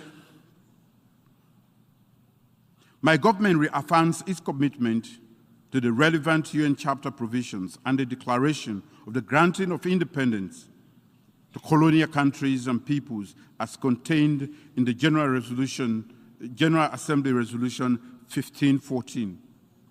We join the call on all parties engaged in the dialogue on decolonization to continue to demonstrate good faith and firm commitment to a conclusive and durable resolution of all sovereign disputes. As the coordinator of the African Union Committee of 10 on the reform of the Security Council, I'm pleased to note the commendable progress that has been achieved in the intergovernmental negotiations on the reform of the Security Council. We believe that progress made during the 76th section of the General Assembly is underpinned by the Assembly's acknowledgement of the wider recognition and the broader support by member states for the legitimate aspiration of African countries to play their rightful role on the global stage. As Africa continues to advocate and canvass support for the common African position, as espoused in the Erzowini Consensus and the SAD Declaration, I urge member states to continue to demonstrate their renewed commitment and political will towards correcting historical injustice done to Africa by supporting the reform of the Security Council to make it a more inclusive, democratic, transparent, accountable, legitimate, and efficient global organ that properly reflects and adequately addresses the geopolitical realities of our present and future world. Sierra Leone is committed to engaging constructively within the multilateral rules-based order of the United Nations. Only through global cooperation can we engender and implement transformative solutions to global challenges. Thank you for your attention. On behalf of the Assembly, I wish to thank the President of the Republic of Sierra Leone for the statement just made, and I request protocol to escort His Excellency. The Assembly will hear an address by His Excellency Alar Karis, President of the Republic of Estonia. I request protocol to escort His Excellency.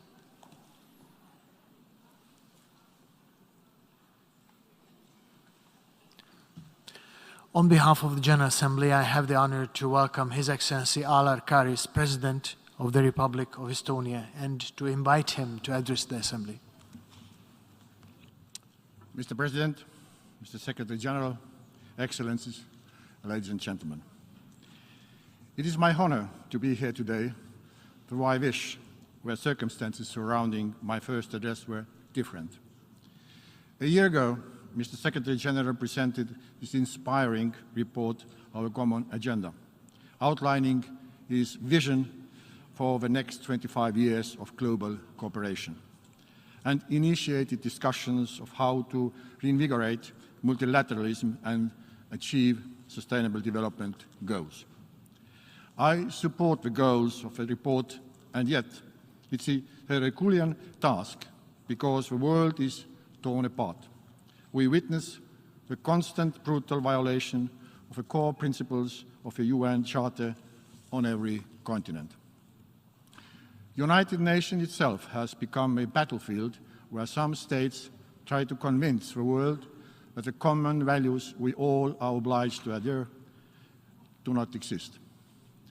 The only standard we must follow is the UN Charter, our unique common promise of peace for all nations, large and small, a promise of advancing fundamental human rights, the equal rights of men and women.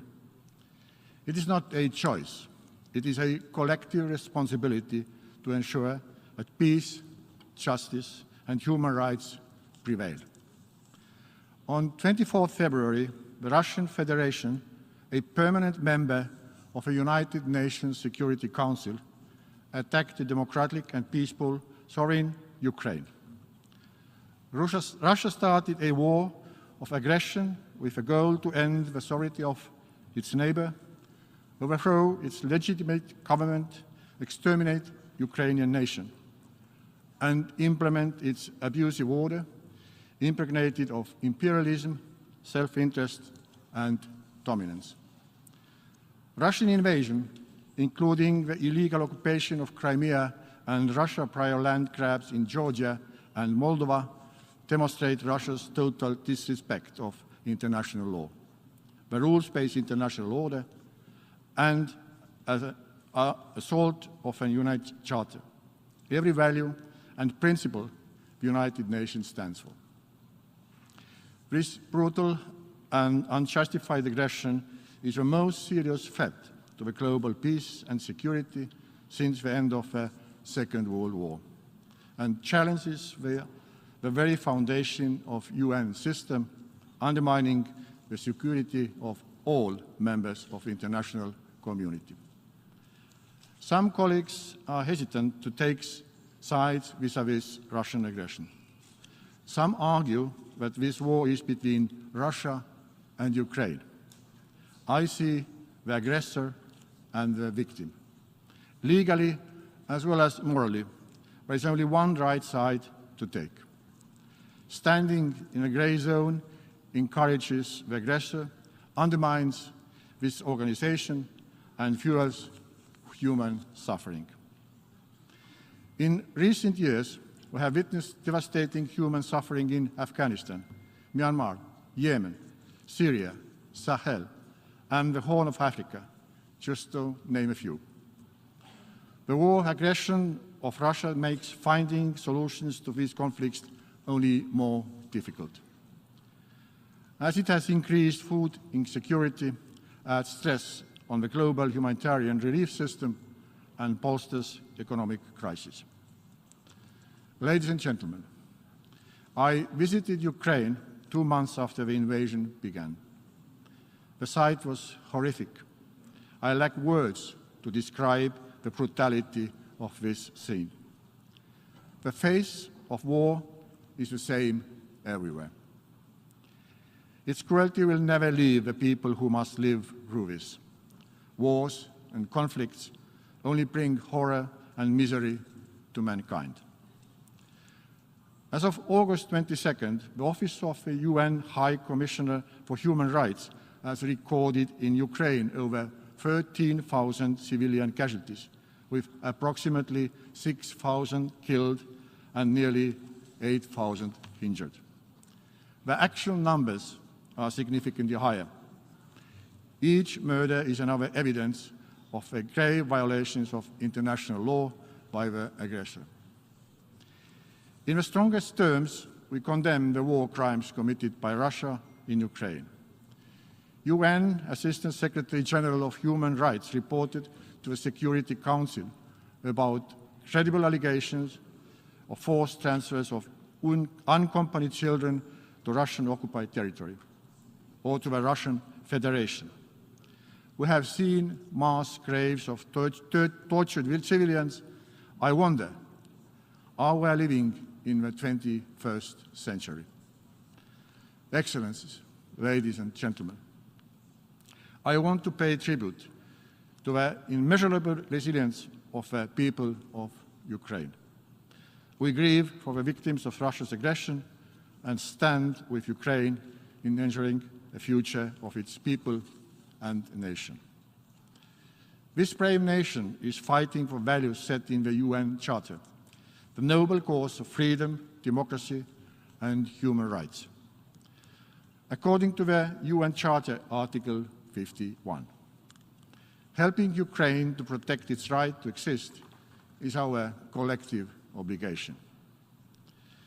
At the same time, it is disturbing that the United Nations Security Council, a body that bears the chief responsibility for maintaining international peace and security, has been paralyzed and utterly unable to play its role. Russia has abused its veto power to block the Council from adopting any decisions regarding the grave violation of sovereignty and independence of Ukraine. The Security Council lies in the heart of the UN. It is shameful that since February 24, it has adopted only one statement on Ukraine. How many devastating wars will it take to move forward the long overdue Security Council reform? I am grateful that while the Security Council remains paralyzed on Russia's aggression issue, the soul and the conscience of the UN, the General Assembly, has been active and decisive. I recall the overwhelming support for the UN General Assembly resolution on March 2nd that condemned Russia's aggression and urged Russia to immediately and unconditionally withdraw all of its troops from the territory of Ukraine within its internationally recognized borders. We deplore the Russian Federation's failure to implement this resolution, as well as its failure to comply with its legally binding order by the International Court of Justice on the 16th March of 2020, requiring Russia to immediately cease its use of force against Ukraine. Estonia has always been a strong proponent of curbing the absolute veto power, and even more so when it has been used to cover war crimes and crimes against humanity. I am glad that the General Assembly adopted by consensus a landmark resolution, the so-called veto initiative, which provides the UN General Assembly an opportunity to step in when the UN Security Council is unable to act. The question remains, how can we accept the aggressor has a veto power in the Security Council? Excellencies, conflicts and war bring enormous humanitarian crises. Russia's aggression has led to an immense need of resources and aid. Nearly 18 million Ukrainians, 40% of the country's population, are in urgent need of humanitarian assistance. The international support for Ukraine has been heartwarming. The UN is busy helping Ukrainians who didn't need our help before this aggression. To date, Estonia has sent over 20 million euros in humanitarian aid to Ukraine. We have seen an unprecedented massive support of Ukraine from the Estonian private sector, civil society, and citizens. We continue to assist and work on the reconstruction of Ukraine. It needs to begin already now. We call others to join us in this. Conflicts created immense refugee crises. According to the UN Refugee Agency, the total number of people worldwide who were forced to flee their homes due to conflicts and human rights violations was 89.3 million in 2021. The displacements were driven, for example, by the brutality of Bashar al-Assad regime, conflicts in the Tigray region, and the Taliban's takeover of Kabul. In 2022, this number has already exceeded the milestone of 100 million. The increase is caused by Russia's war of aggression. There are more than 7 million recorded Ukrainian refugees across Europe. Another 7 million have been internally displaced. Estonia has received nearly 55,000 refugees, 4% of our country's population. We ensure social services and basic education to refugees fleeing from war. Estonia has created 1,000 additional places in different education programs for Ukrainian refugee children by opening a new school, the Freedom School. One day its students will be the leaders and rebuilders of Ukraine. Estonian education technology companies are donating their solutions to support Ukrainian schools and pupils whose education has been disrupted by war. Why am I telling all this? Because our future depends on the youth sitting in the classrooms and on their education. We are made by history. We cannot let the lack of knowledge to define our future. To avoid such a brutality repeat itself, we have to raise awareness of the history of our nations. We need to evade confusions caused by active brainwash and disinformation. We see how ignorance makes it easy for any aggressor to put forward its false narratives.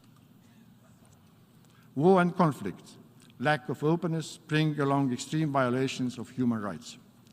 It must be clear that basic human rights are universal, same for all UN members, and cannot be ignored by any government. Special attention should be devoted to ensuring gender equality and right to education. Opportunity to study should not be a wish or a dream at the 21st century. Let me use this tribune to praise the courageous women who have now become the forefront of protest against the Taliban in Afghanistan, to fight for the right to choose their own path and role in the society. It is our profound duty to support the struggle. I call on de facto leaders of Afghanistan to immediately stop harassing the UNAMA Afghan female staff. Respecting universal human rights is not a choice. Neither culture nor religion can be invoked by justify human rights violations. In the same vein, we welcome the release of an assessment report of human rights situation in Xinjiang by Office of the UN High Commissioner for Human Rights. The report underscores the serious human rights violations occurring in Xinjiang, which may constitute international crimes, in particular crimes against humanity. This is extremely alarming and requires urgent attention by the international community. Ladies and gentlemen, there remains little dispute over the existential crisis posed by climate change. We witnessed devastating flooding in Pakistan caused by erratic monsoon rains. In solidarity with the people of Pakistan, Estonia provides help to those severely affected.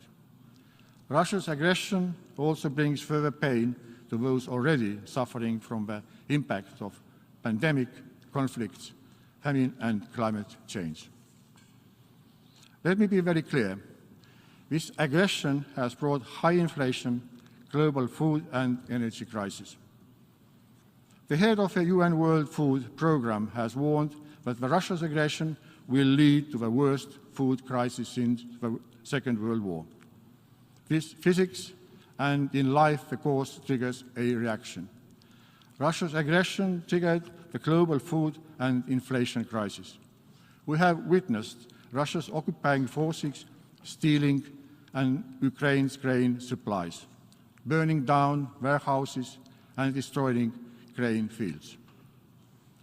Market disruption are not caused by sanctions.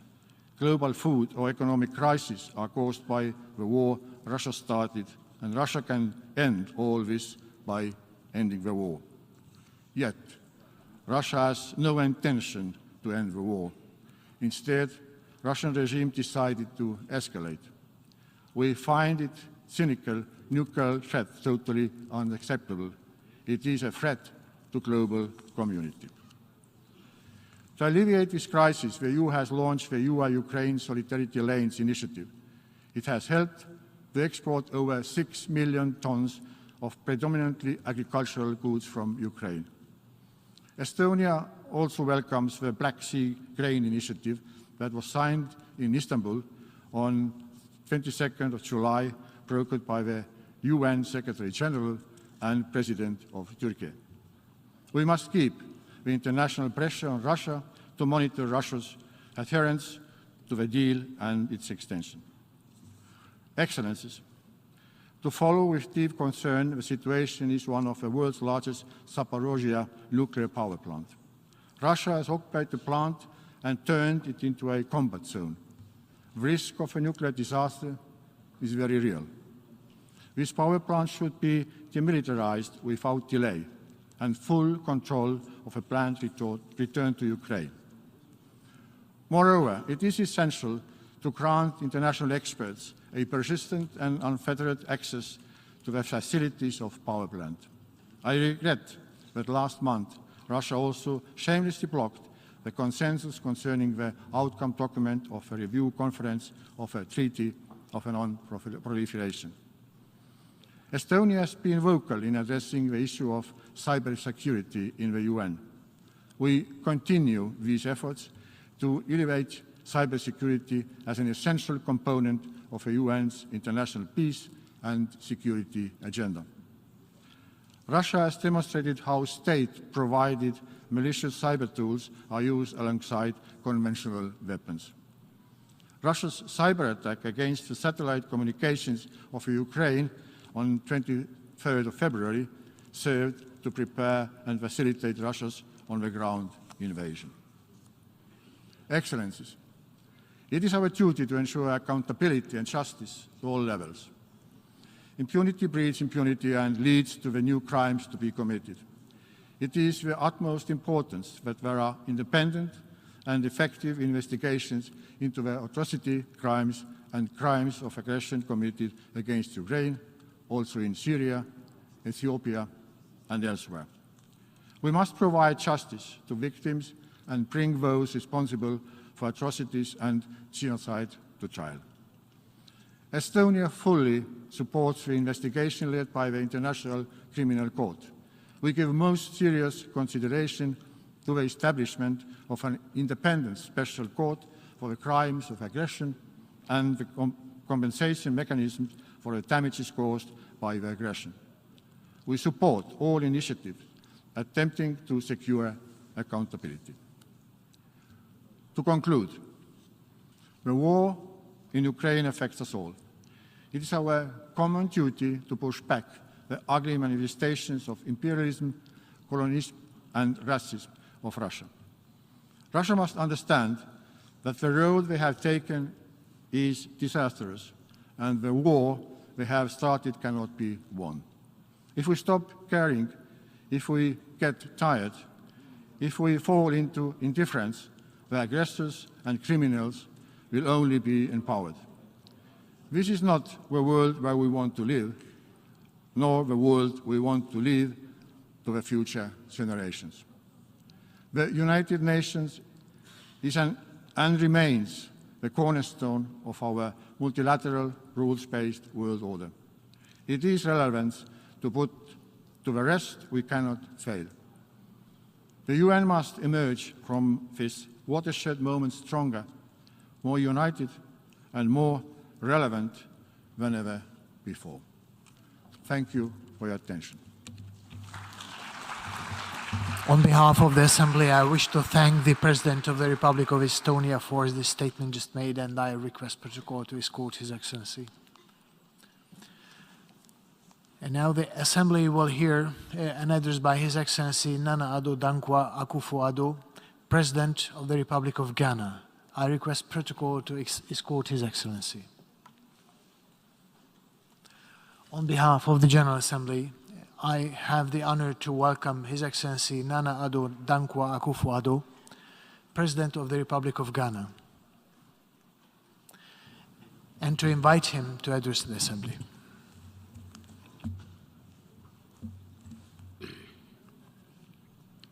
Excellencies, ladies and gentlemen, Mr. President, I congratulate you on your election to lead us through this 77th gathering of the General Assembly of the United Nations.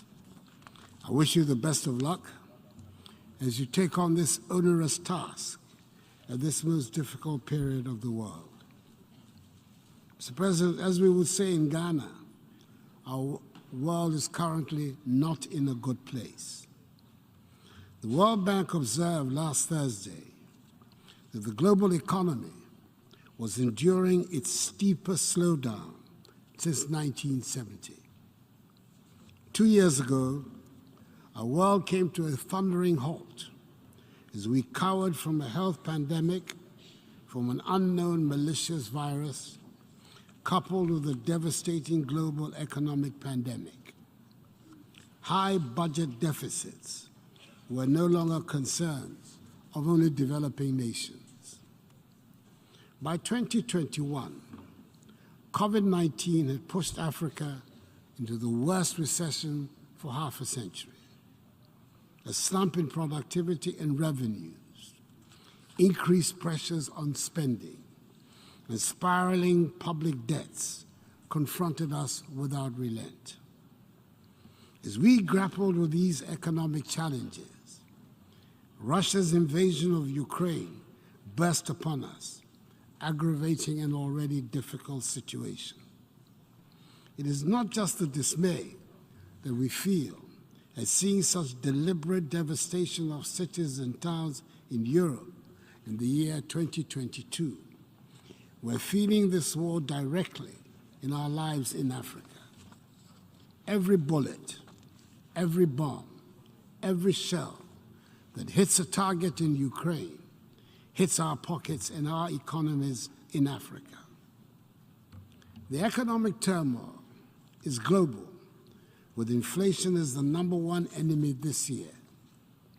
It hit a 40-year high in the United States and United Kingdom in recent months. There's record inflation in the Eurozone.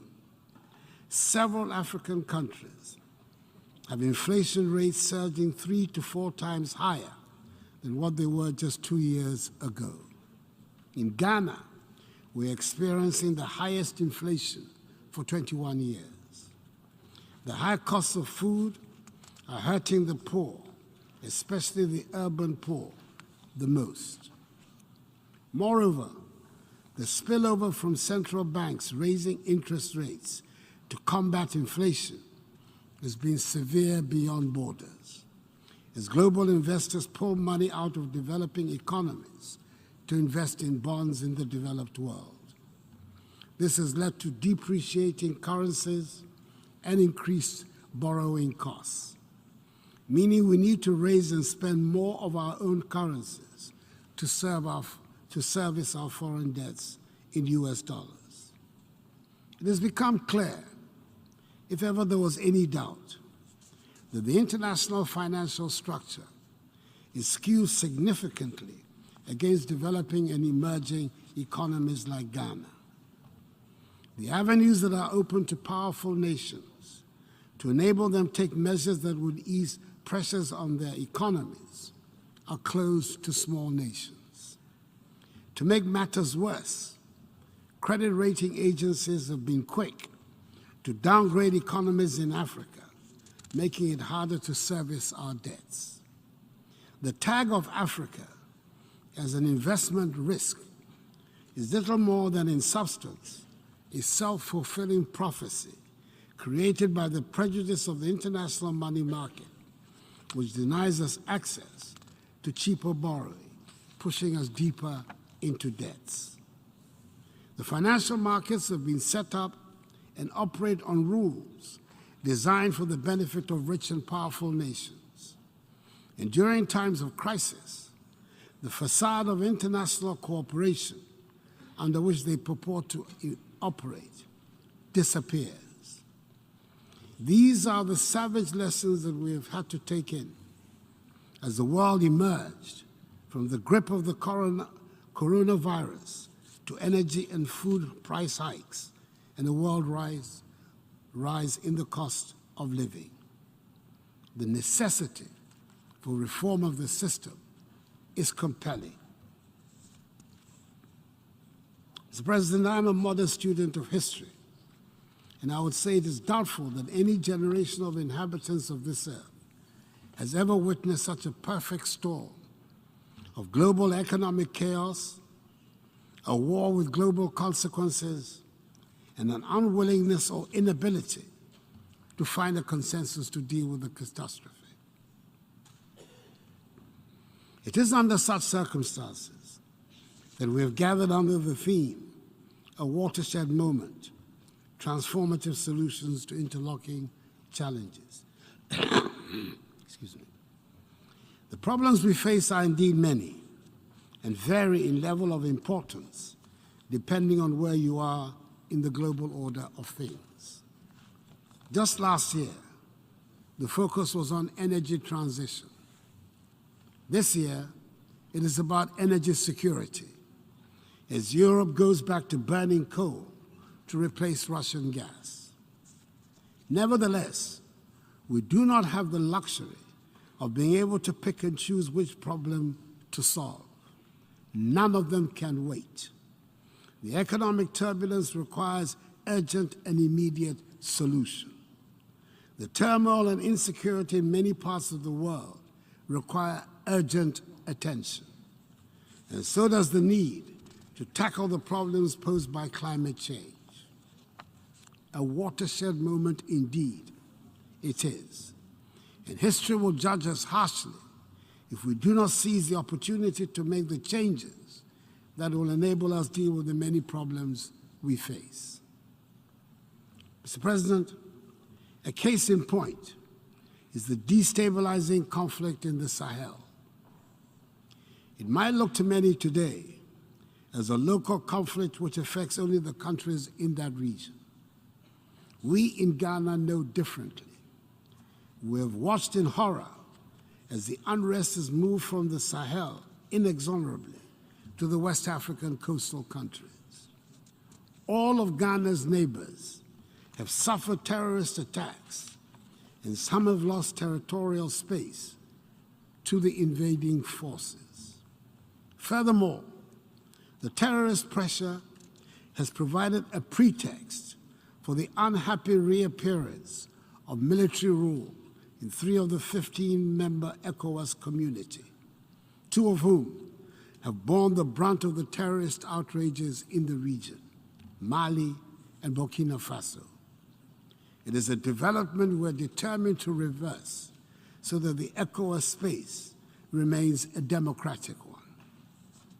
All of us in the region are being forced to spend huge amounts of money on security. This is money we should be spending on educating and giving skills to our young people, on building much-needed roads, bridges, hospitals, and other such infrastructure, which we are spending to fight terrorists or to keep them out from destabilizing our countries. This is a global problem, deserving the attention of the world community for a global solution. Mr. President, I'm contributing to this debate on a date that has special significance for us in Ghana. 21st September is the date we mark the birth of our first president, Dr. Kwame Nkrumah. He would have been 113 years old today, and it is worth recalling on this day the driving force of his political career, which was to contribute to the birth of a united Africa, that is, the United States of Africa. We recognize today more than ever before the importance of the strength and unity of Africa, and we are working to shed that image of a helpless, hapless continent. There is a renewed commitment towards an inclusive and sustainable industrialization and economic integration, and the intensity of the challenges we face today is only matched like never before by the immensity of the opportunity before us. We, the current leaders of Africa, should be determined not to waste the crisis that confronts us. Incidentally, 2022 is billed as Africa's year to take action on food and nutrition development goals. We see the current geopolitical crisis as an opportunity to rely less on food imports from outside the continent and use better our 60% share of global share of arable lands to increase food productions. We have seen the devastating impact of relying on Russia and Ukraine for 70% of our wheat consumption. We have enough land, enough water, enough gas, and enough manpower to produce enough fertilizer, food, and energy for ourselves and for others. But we also recognize that we cannot do it all by ourselves. Our message to the global investor community is therefore this: Africa is ready for business. Africa needs you, and you need Africa. You need Africa because Africa is busily building the world's largest single market of 1.3 billion people. Soon we will have a customs union, and soon we will have a continental payment system that will accelerate and facilitate trade amongst ourselves. Already, goods and services are flowing more freely across our artificial borders. See Africa for what it is, the new frontier for manufacturing, for technology, for food production. That is why 6 years ago, I launched in Ghana the successful policy of one district, one factory, a policy with government incentives that has directly seen so far some 125 factories being set up in various districts across the country, leveraging on each area's competitive advantage. That is why 6 years ago, my government embarked on an aggressive policy of planting for food and jobs, which has helped our farmers increase their yields in folds. Indeed, we're recognizing that many of the things we import can be found or produced in Ghana or in other African countries.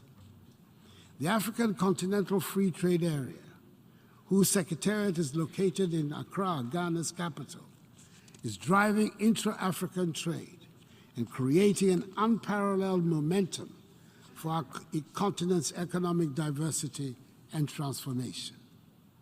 We know that industrialization is the way to go, and with the single market as the added incentive, we've taken policy measures in Ghana to add value to our natural resources. For example, we're processing more of our cocoa, refining more of our gold, and we're determined to exploit the entire value chain of our huge lithium deposits. We're busily building an integrated bauxite and aluminum industry and an integrated iron and steel industry, building new oil refineries, and have so far attracted 6 of the world's biggest automobile manufacturers to have set up assembling plants in Ghana prior to producing them in the country. In line with the African Union's Agenda 2063 and the United Nations Sustainable Development Goals, Africa's ambition is to transform our food systems over the next decade, anchored in the Comprehensive Africa Agricultural Development Program and the Malabo Declaration on Accelerated Agricultural Growth. What we require now is support from the investor community for the rolling out of Africa's lucrative agro-industry, and for the community to see agribusiness in Africa as much more an opportunity than the perceived exaggerated risk, which has been the false but dominant narrative. In conclusion, Mr. President, on 25th July 2016, this Assembly adopted Resolution A/RES/70/293, proclaiming 2016-2025 as the third industrial development decade for Africa, with UNIDO tasked to lead it in collaboration with a range of partners. I believe it is time for the United Nations to take proper stock of this initiative and ask a few searching questions, recognizing what could have been achieved with greater commitment and focus. Working together, we can get our world back into a better and happier place. I thank you for your attention. On behalf of the Assembly, I wish to thank the President of the Republic of Ghana for the statement just made, and I request protocol to escort His Excellency. And now the Assembly will hear an address by His Excellency José María Pereira Neves, President of the Republic of Cabo Verde. I request protocol to escort His Excellency.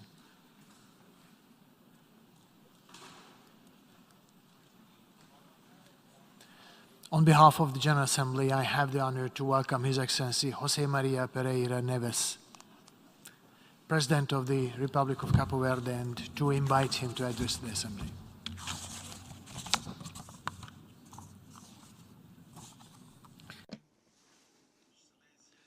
Excellencies, heads of state, government, and delegations, Mr. President of the General Assembly, Mr. Secretary General, dear delegates, ladies and gentlemen. The Republic of Cabo Verde encompasses the inhabitants of the 10 islands that make up the national territory located in the mid-Atlantic off the West African coast, and an immense diaspora, which is our 11th island, scattered throughout the four corners of the world.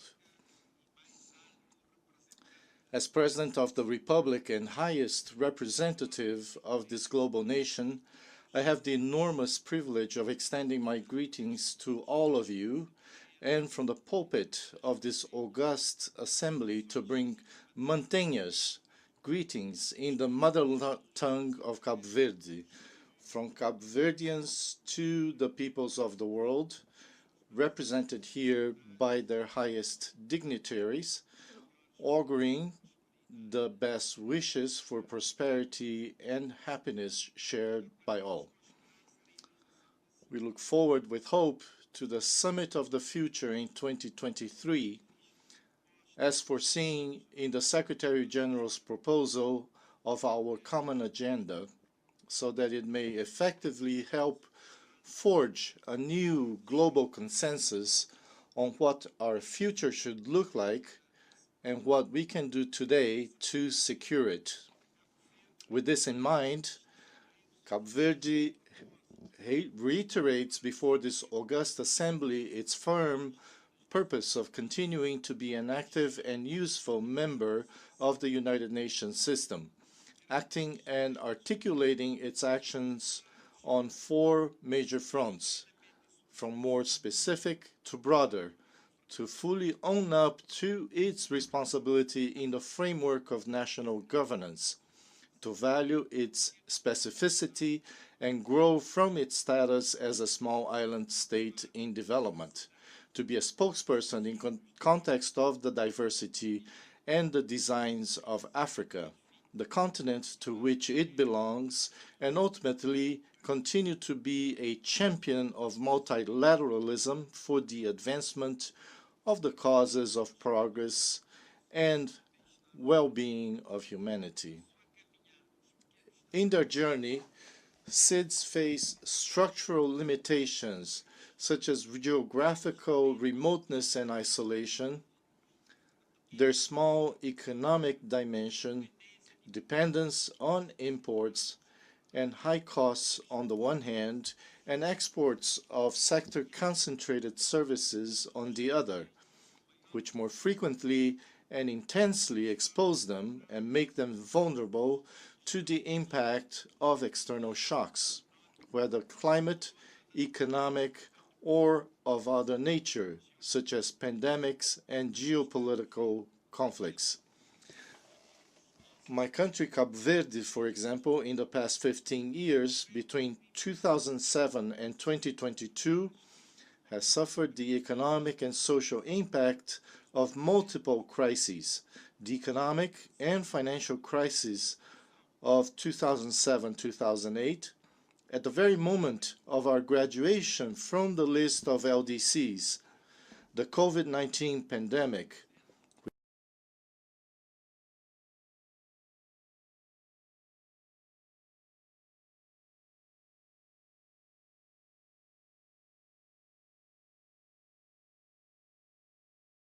no solidarity in terms of sustainable financing and indebtedness, albeit always in a process, in a logic of gradual reduction of the need for external support.